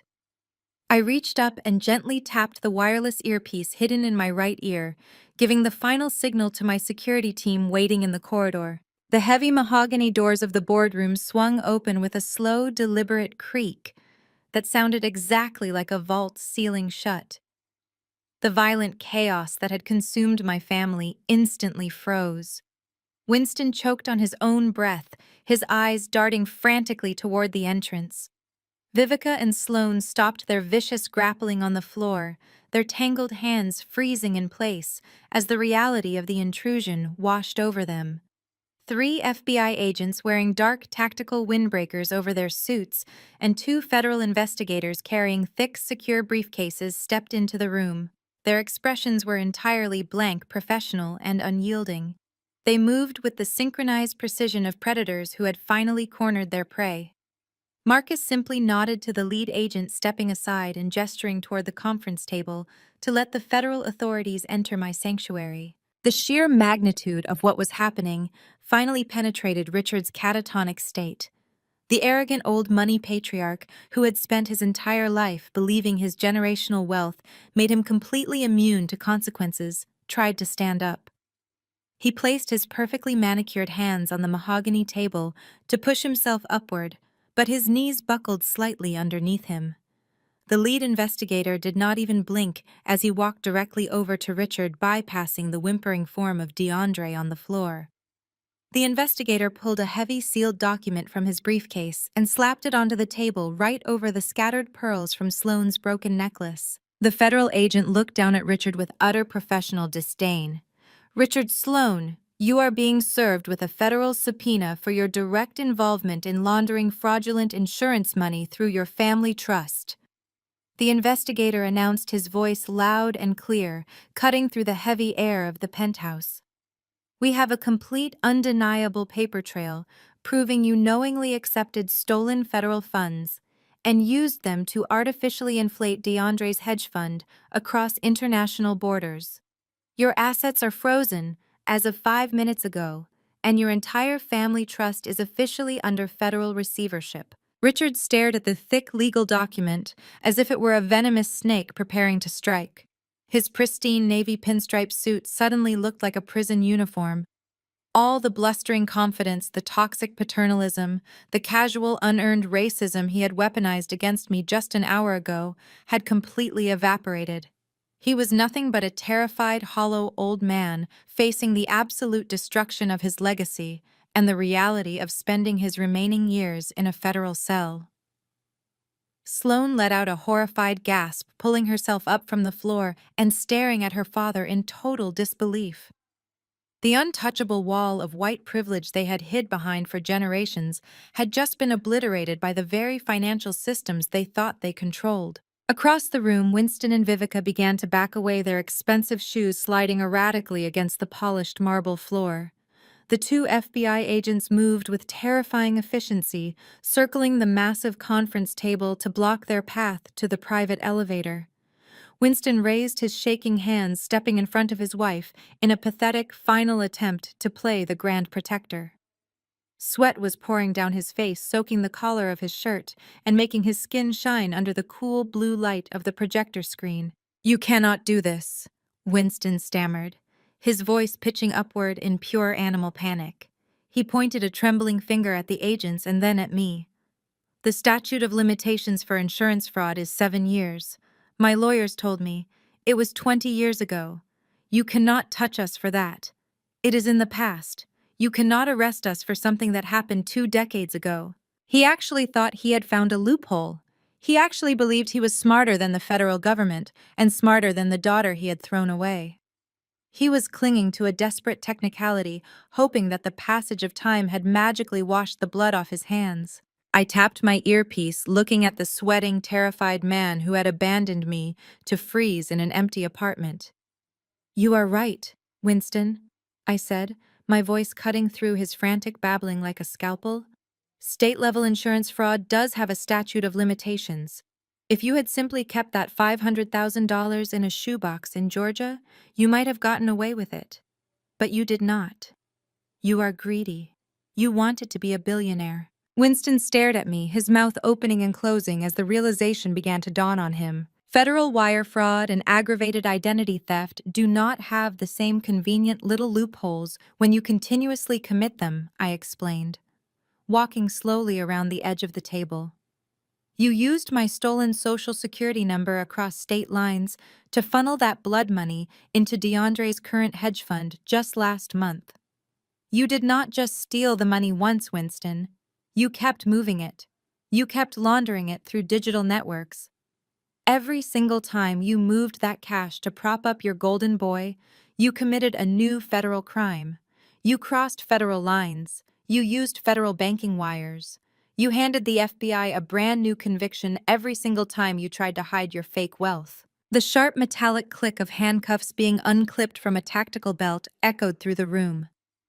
The sound was louder than a bomb going off. Winston let out a strangled, breathless gasp as the nearest FBI agent grabbed his arm. The agent twisted it expertly behind his back and snapped the cold steel around his wrist. The harsh, ratcheting sound of the cuffs tightening made DeAndre scream from his place on the floor, pressing his hands over his ears, as if he could block out the reality of his doom. "Winston, your rights are being read to you," the agent stated calmly, spinning the large man around and forcefully marching him toward the glass doors. "You have the right to remain silent. Anything you say can and will be used against you in a court of law." Vivica watched her husband being shackled, and her mind finally completely shattered. The realization that she was about to be stripped of her designer clothes, her luxury home, and her freedom pushed her over the edge into total, unhinged hysteria. She saw the second agent stepping toward her with the cuffs ready. She did not try to run. She knew there was nowhere left to go. The elevator was locked. The stairs were guarded. Instead, she resorted to the only weapon she had ever successfully wielded against anyone in her entire life. She resorted to toxic maternal manipulation. She fell to the floor, landing hard on her knees. Her heavy gold bracelets clanked loudly against the wood as she threw her upper body forward, reaching her manicured hands out toward me. She dragged herself a few inches across the floor, sobbing so violently that her breath hitched in her throat. "Corinne," she wailed, her voice a horrific symphony of manufactured grief and desperate, vicious entitlement. "Corinne, please, you cannot do this to me. I am your mother. I carried you in my womb for 9 months. I gave you life. You came from my body. You are my daughter. You are sending your own flesh and blood to a federal prison." She was crying hysterically, her makeup running down her face in dark, muddy streaks, ruining her pristine image. She looked pathetic, a wealthy socialite reduced to begging on her knees. She actually believed that throwing the biological concept of motherhood in my face would suddenly erase the fact that she had buried a nameless child under my name just to cash a check. She thought the physical reality of my birth gave her a permanent free pass to destroy my existence without ever facing a single consequence. "You cannot do this to your own mother," Vivica screamed, pounding her fists against the floorboards. "God will punish you for this, Corinne. God sees what you are doing to the woman who gave you life, and he will strike you down for this betrayal. You owe me your life. You owe me respect. You cannot let them take me away in chains." The sheer depravity of her attempting to use God and morality to save herself from prison after committing identity theft and faking the death of her own child was almost beautiful in its insanity. She was trying to gaslight me one final time, trying to make me feel like the villain for simply handing her over to the justice system she had mocked for 2 decades. The FBI agent paused for a brief second, looking at me to see if I was going to intervene or if I was going to let the arrest proceed. I did not flinch. I did not feel a single drop of pity or hesitation. I looked at the weeping woman on the floor and felt a profound, overwhelming sense of closure. The scared little girl who used to cry in the dark, wondering why her mommy did not love her, was completely gone. I walked slowly around the massive mahogany table, my heels clicking rhythmically against the floorboards, until I was standing directly in front of her weeping form. I stopped right at the edge of her outstretched hands. I crouched down the fabric of my charcoal suit, pulling taut as I lowered myself to her level. I reached out my hand and gently grabbed her chin. My fingers were cold against her tear-soaked skin. I forced her head up, making her look directly at me. I looked deep into her panicked, tear-filled eyes.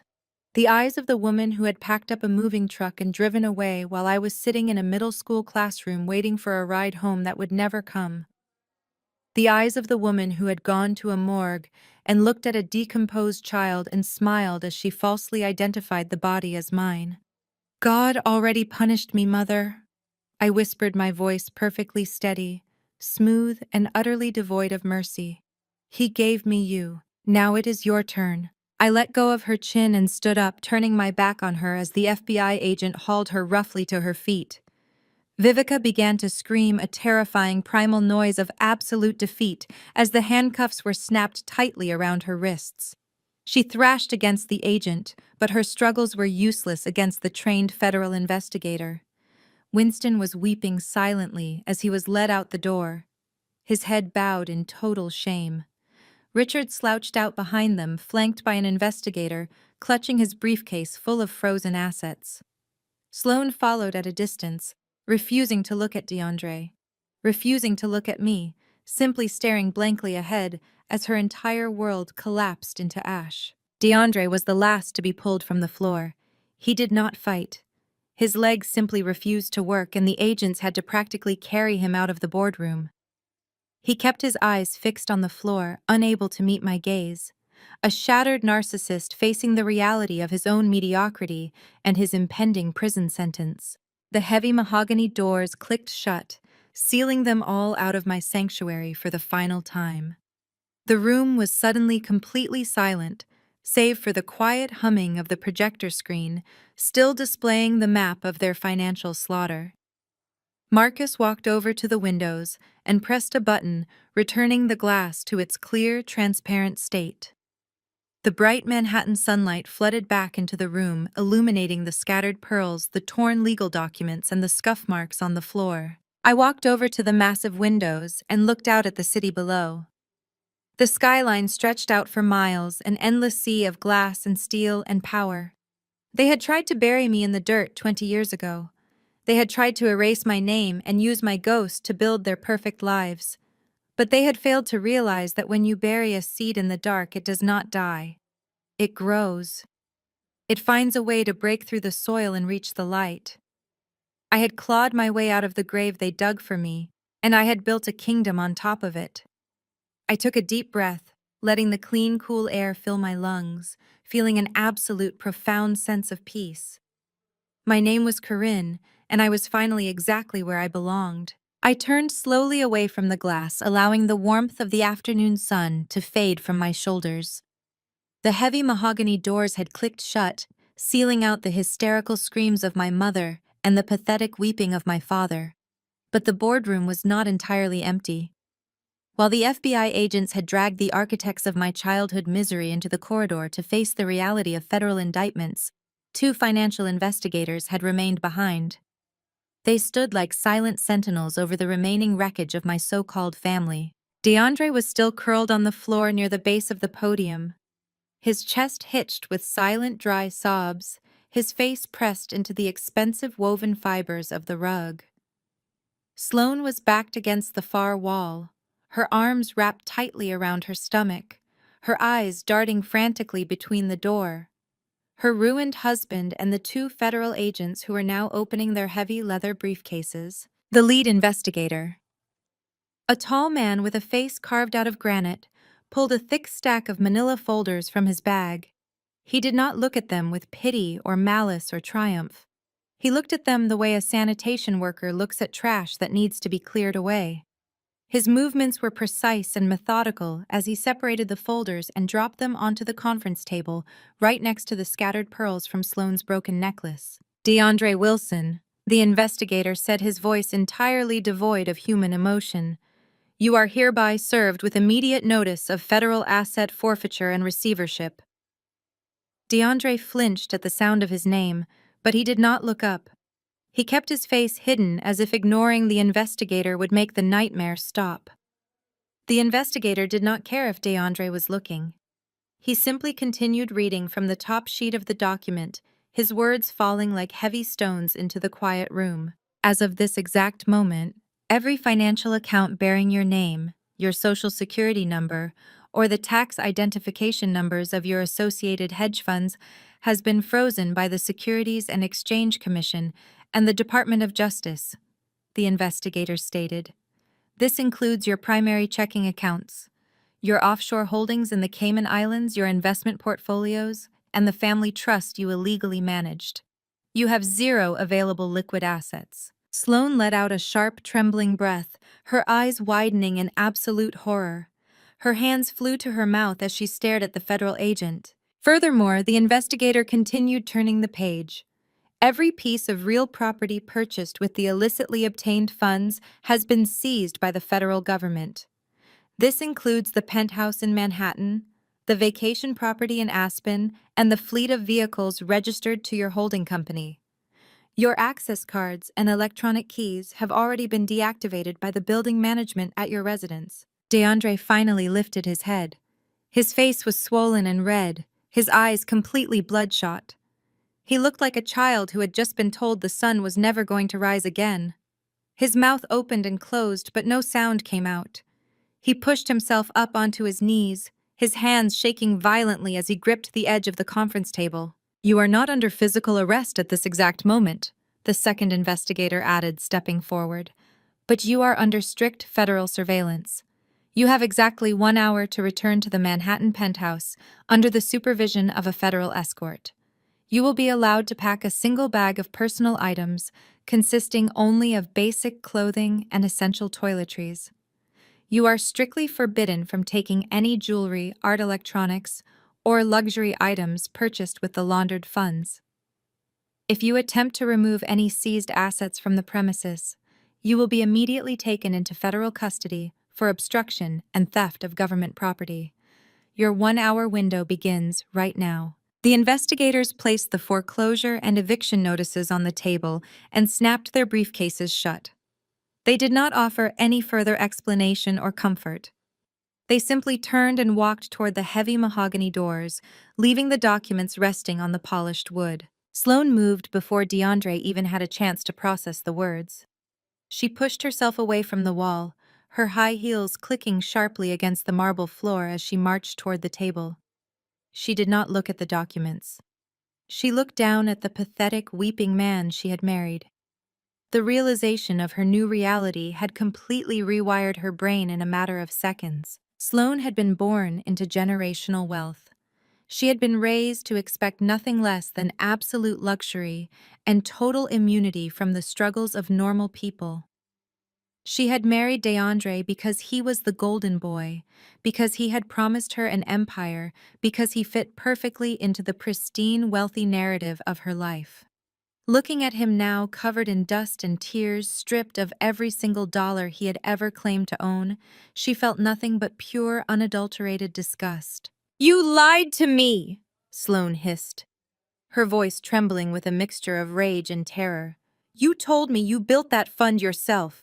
You told me you were a genius. You told my father you were a safe investment." DeAndre reached a shaking hand up toward her, his eyes pleading for comfort. "Sloane, please." He croaked, his voice raw and pathetic.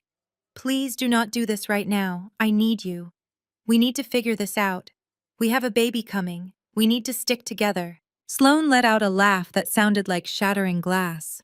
"Stick together," she repeated, stepping back so his reaching hand grasped nothing but empty air. "Are you insane, DeAndre?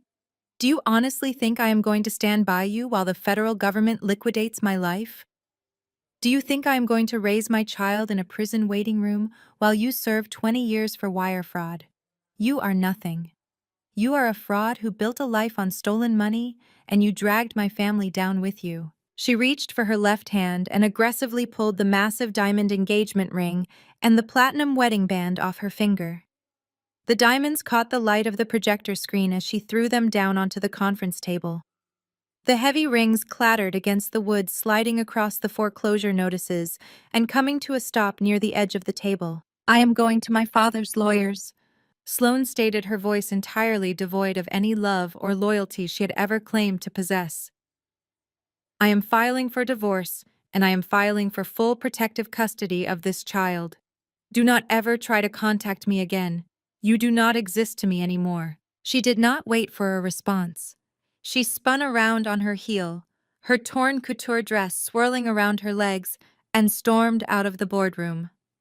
The heavy mahogany doors swung shut behind her, leaving a suffocating silence in her wake. She had abandoned him with the exact same ruthless efficiency that he had abandoned me 20 years ago. The symmetry of the universe was a beautiful, terrifying thing to witness. DeAndre remained on his knees, staring blankly at the diamond rings resting on top of his eviction notice. His breathing was shallow and fast, bordering on hyperventilation.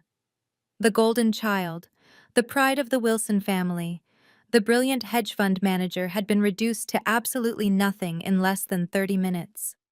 His parents were in federal custody. His father-in-law was indicted.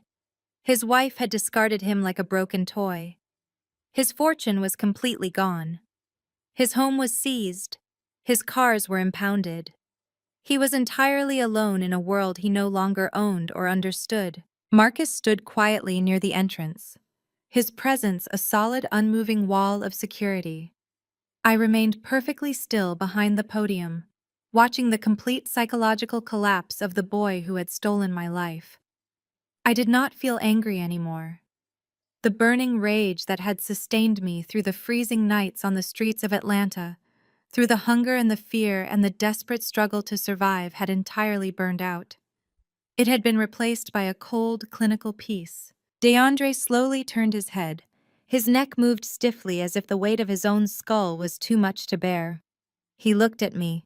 His eyes were wide, round, and completely broken. The arrogant light that usually danced in his pupils had been permanently extinguished. He was looking at me, not as a sister, but as a terrifying force of nature that had just wiped his existence off the map. He swallowed hard, his Adam's apple bobbing in his throat. He looked around the massive, beautiful boardroom, taking in the sweeping views of the city skyline, the expensive leather chairs, the polished marble. He was standing in the very heart of the empire I had built, while he was spending my blood money on champagne and bespoke suits. The contrast between my power and his absolute helplessness was finally fully apparent to him. "Corinne," he whispered, his voice so weak it barely carried across the distance between us. I did not answer. I simply watched him, letting him drown in the silence, letting the reality of his situation press down on his chest until he could barely breathe. He raised his hands, looking at his shaking palms as if he did not recognize them. He looked at his ruined suit. He looked back at the doors where his wife had just disappeared. Panic. A deep, primal animal. Panic began to set in as the logistical reality of his situation finally breached his shock. "Corinne," he said again, his voice pitching upward as tears began to fall from his eyes once more. "I do not have my car. My accounts are frozen." Sloan left me. He pushed himself up from his knees, stumbling slightly as his expensive leather shoes slipped on the floor. He grabbed the back of a chair to steady himself, his knuckles turning white as he gripped the dark leather. His chest was heaving, his breath coming in short, desperate gasps. He was a man who had never had to survive a single day in the real world. He had never checked a bank balance before buying dinner. He had never worried about making rent. He had never had to figure out how to transport himself from one place to another without a private driver or a luxury vehicle. And now he was standing in the middle of Manhattan with literally $0 to his name. "How am I supposed to get home?" he asked, the tears spilling over his cheeks and dripping off his chin. His voice was a pathetic, broken plea. "How am I supposed to get home, Corinne? They are taking the apartment in an hour. I do not even know how to get there. My phone is disabled because it is on the company account. I do not have a credit card that works. I do not have any cash. How am I supposed to live?" He was weeping openly now, his face contorted in an ugly mask of pure terror. He was begging the sister he had left for dead to save him from the consequences of his own horrific greed. He wanted me to solve his problem. He wanted me to fix the reality that he had broken. I looked at him, and I remembered a cold, rainy night in Georgia. I remembered sitting on the floor of a dark, empty apartment, watching the headlights of my parents' car sweep across the living room wall as they drove away and abandoned me. I remembered the gnawing pain of hunger in my stomach. I remembered the absolute paralyzing fear of realizing that the people who were supposed to protect me had left me to die so they could steal my future. I remembered asking the exact same questions he was asking now. How am I supposed to live? I stepped away from the podium.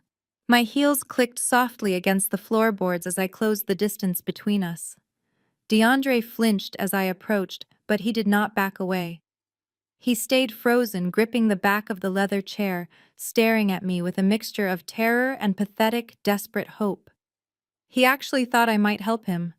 He actually thought that despite everything I had just done to destroy him, I might reach out a hand and pull him back from the ledge. I stopped a few feet in front of him. I did not smile. I did not offer any words of comfort.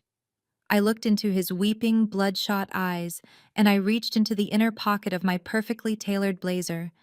My fingers brushed against the smooth, crisp paper I had been carrying with me for this exact moment. I had kept it perfectly preserved, waiting for the day when the universe would finally demand a balancing of the scales. I pulled out something small and green. I held the small green rectangle of paper between my thumb and forefinger, letting the stark overhead lighting illuminate its worn surface. It was an old $50 bill creased and softened at the edges. The portrait of Grant faded from decades of being kept in a plastic sleeve inside a lockbox. It was the exact same piece of currency Winston and Vivica had left on the kitchen counter of that freezing Atlanta apartment 20 years ago. The literal price they had placed on my life. The severance package they had deemed adequate for a discarded 12-year-old girl. I had never spent it. I had carried it with me through foster homes, through night shifts, at all-night diners, through college libraries where I slept at the desks, and eventually into corporate boardrooms. It had been my fuel. It was the physical manifestation of my abandonment, and I had forged it into a weapon. DeAndre stared at the bill, uncomprehending. His brain was too fractured by the sudden violent loss of his millions to understand the significance of a single $50 note. He let out another wet, pathetic sob, reaching his hand out toward me as if I were offering him a lifeline rather than a tombstone. His fingers were shaking violently, the expensive fine wool fabric of his custom suit sleeve stained with tears and mucus and dust from the floor. He looked so small, so entirely stripped of the golden boy persona that had insulated him from the real world his entire life. I stepped closer until the tips of my leather shoes were almost touching his trembling knees. I reached down and took his shaking hand in mine. His skin was clammy and cold, slick with the sweat of a man who had just watched his entire universe collapse into a black hole. I did not flinch away from his touch. I simply turned his hand over, forcing his palm open. His fingers curled instinctively, wanting to hold on to something, wanting to grasp at any remaining shred of his former life, but I pressed them flat against my palm. My hand was perfectly steady, a stark contrast to his violent trembling. With slow, deliberate precision, I placed the crumpled $50 bill into the center of his palm. I folded his trembling fingers over it, wrapping his hand into a tight fist around the worn paper. I squeezed his fist shut, sealing the transaction. He looked down at his closed hand, and then up at me, his eyes wide and bloodshot, the confusion briefly cutting through his absolute panic. He did not understand. He was waiting for the catch, waiting for me to pull out a checkbook or offer a wire transfer to a hidden offshore account. He was still waiting for the golden child treatment that had defined every single moment of his spoiled, stolen existence. He fundamentally believed that he was too important to fall. I leaned down slightly, my face inches from his. My voice was quiet, but it carried the crushing weight of 2 decades of vengeance finally being delivered. It was a whisper that drowned out every other sound in the world. New York is a tough city. DeAndre, I whispered softly, letting the words fall between us like a physical blow. You will figure it out. Those were the exact words scrawled on the yellow sticky note left beside this very same bill 20 years ago. The final careless dismissal from a mother and father who had decided I was no longer a necessary part of their family portfolio. I watched the recognition slowly dawn in DeAndre's eyes. He knew the story. He knew exactly how they had abandoned me. He had heard them joke about it behind closed doors when they thought no one was listening, celebrating their cleverness and shedding dead weight. He knew exactly what that note had said. The realization of what was happening finally broke through his shock. The absolute poetic symmetry of his destruction shattered his last remaining sliver of hope. There would be no mercy. There would be no family loyalty to exploit. There would be no secret trust fund to save him. He was being cast out into the freezing reality of the world with exactly the same resources they had given me. $50 and a goodbye. He let out a sound that I could only describe as a dying gasp. It was a horrible wrenching noise that scraped against the walls of the boardroom. He collapsed forward completely, his forehead pressing against the cold marble floor, his fist still tightly clutching the $50 bill. He was weeping so hard he was choking on his own breath, his body convulsing with the pure agony of total absolute loss. The reality of his impending homelessness and federal prison sentence was finally crushing his chest. I did not feel a single ounce of pity. The sight of him broken and crawling on the floor of my empire brought me a profound, deep satisfaction that settled comfortably into my bones. The scales were finally balanced. The ghosts of my past had been dragged into the light and completely eradicated. The trauma that had haunted my shadows had been weaponized and returned to its rightful owners. I turned my back on him. The movement was fluid, absolute, and final. I walked away from the weeping ruin of my brother, my heels clicking a steady rhythmic march across the floorboards. I walked past the empty chairs where the arrogant titans of industry had sat just an hour ago, past the projector screens still displaying the digital map of his financial slaughter. I walked directly to my massive oak desk at the far end of the penthouse. I did not look back. I reached across the polished surface of the desk and pressed the silver button on my intercom system. My finger was perfectly steady. "Security?" I said, my voice echoing clearly through the speaker filling the massive room. "Please escort this man out of my building." DeAndre did not fight them. His legs dragged uselessly against the expensive rug as they carried him toward the exit. His expensive shoes scuffed against the marble. He was still sobbing uncontrollably, his shoulders heaving, clutching the $50 bill to his chest like a frightened child holding a security blanket. His weeping echoed down the long hallway, a pathetic fading soundtrack to the absolute end of the Wilson family legacy. The heavy mahogany doors swung shut with a solid, definitive click. The sound severed the last remaining tie I had to the people who had tried to destroy me. The click was the sound of a heavy vault sealing permanently. The silence that followed was unlike anything I had ever experienced. It was not just the absence of noise. It was a beautiful, heavy tranquility that completely filled the vast space of the penthouse. The toxic energy, the arrogance, the entitlement that my family had brought into the room had been entirely vacuumed out, leaving behind an atmosphere of pure, crystalline peace. The air felt lighter, easier to breathe. The physical space of the penthouse felt cleansed, sterilized of their infection. I walked slowly away from my desk, moving toward the massive floor-to-ceiling windows that spanned the entire length of the eastern wall. The afternoon sun was beginning to dip lower in the sky, casting a warm golden light across the endless expanse of the Manhattan skyline. The skyscrapers reached up like glass monuments to power and resilience, capturing the fading light. Millions of people were moving through the tough city far below, fighting their own battles, building their own lives. I had conquered this city. I had conquered my past. I had built a fortress that no one could ever tear down. My phone buzzed gently on the mahogany desk behind me, breaking the perfect silence with a soft vibration. I turned and picked it up, glancing at the glowing screen. It was an email notification. It was not from a wealth manager or a corporate lawyer or a federal investigator finalizing the asset seizures.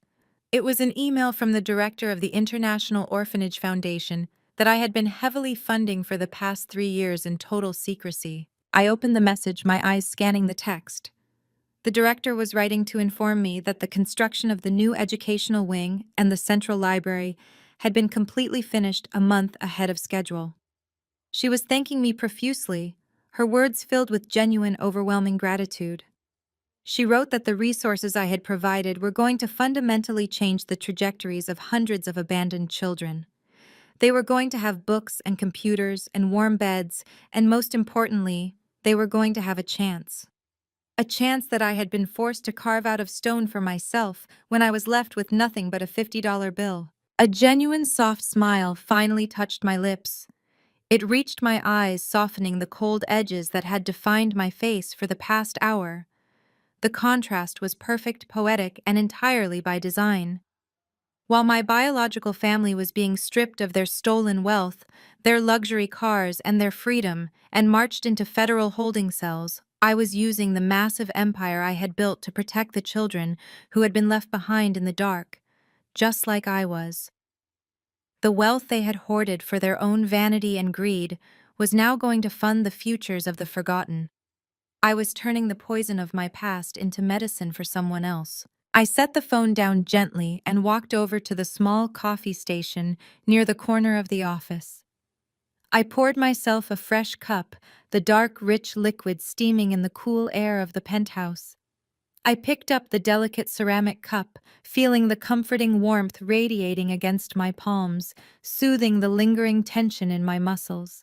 I walked back to the massive windows, taking a slow, deep sip of the dark roast coffee. The bitter, complex flavor grounded me in the present moment, waking up my senses. I looked out over the sprawling empire of glass and concrete, the golden hour light reflecting in the windows of the neighboring towers, painting the city in shades of fire and gold. I could see my own reflection in the glass, a faint shadow standing tall and unbroken against the magnificent backdrop of the city. The skyline was reflecting perfectly in my eyes, mirroring the vastness of the world I now controlled. 20 years ago, I was a disposable asset, a nameless ghost shivering in an empty apartment with a green piece of paper and a cruel sticky note. Today, I was the orchestrator of my own justice, the architect of my own massive empire, and the absolute final authority on my own life. The storm had completely passed. The scales were permanently balanced. There was absolutely nothing left in the room but the ultimate absolute peace of justice, perfectly served. The greatest lesson to learn from this journey is that true security never comes from forced family loyalty or seeking validation from people who are committed to misunderstanding you. True power is found in complete independence and the quiet strength it takes to walk away from toxic environments. You cannot heal in the exact same place that broke you. Building your own empire requires leaving the ruins of their expectations behind. If you have ever had to cut ties with toxic relatives to protect your own peace and build your own life, please share your story in the comments below.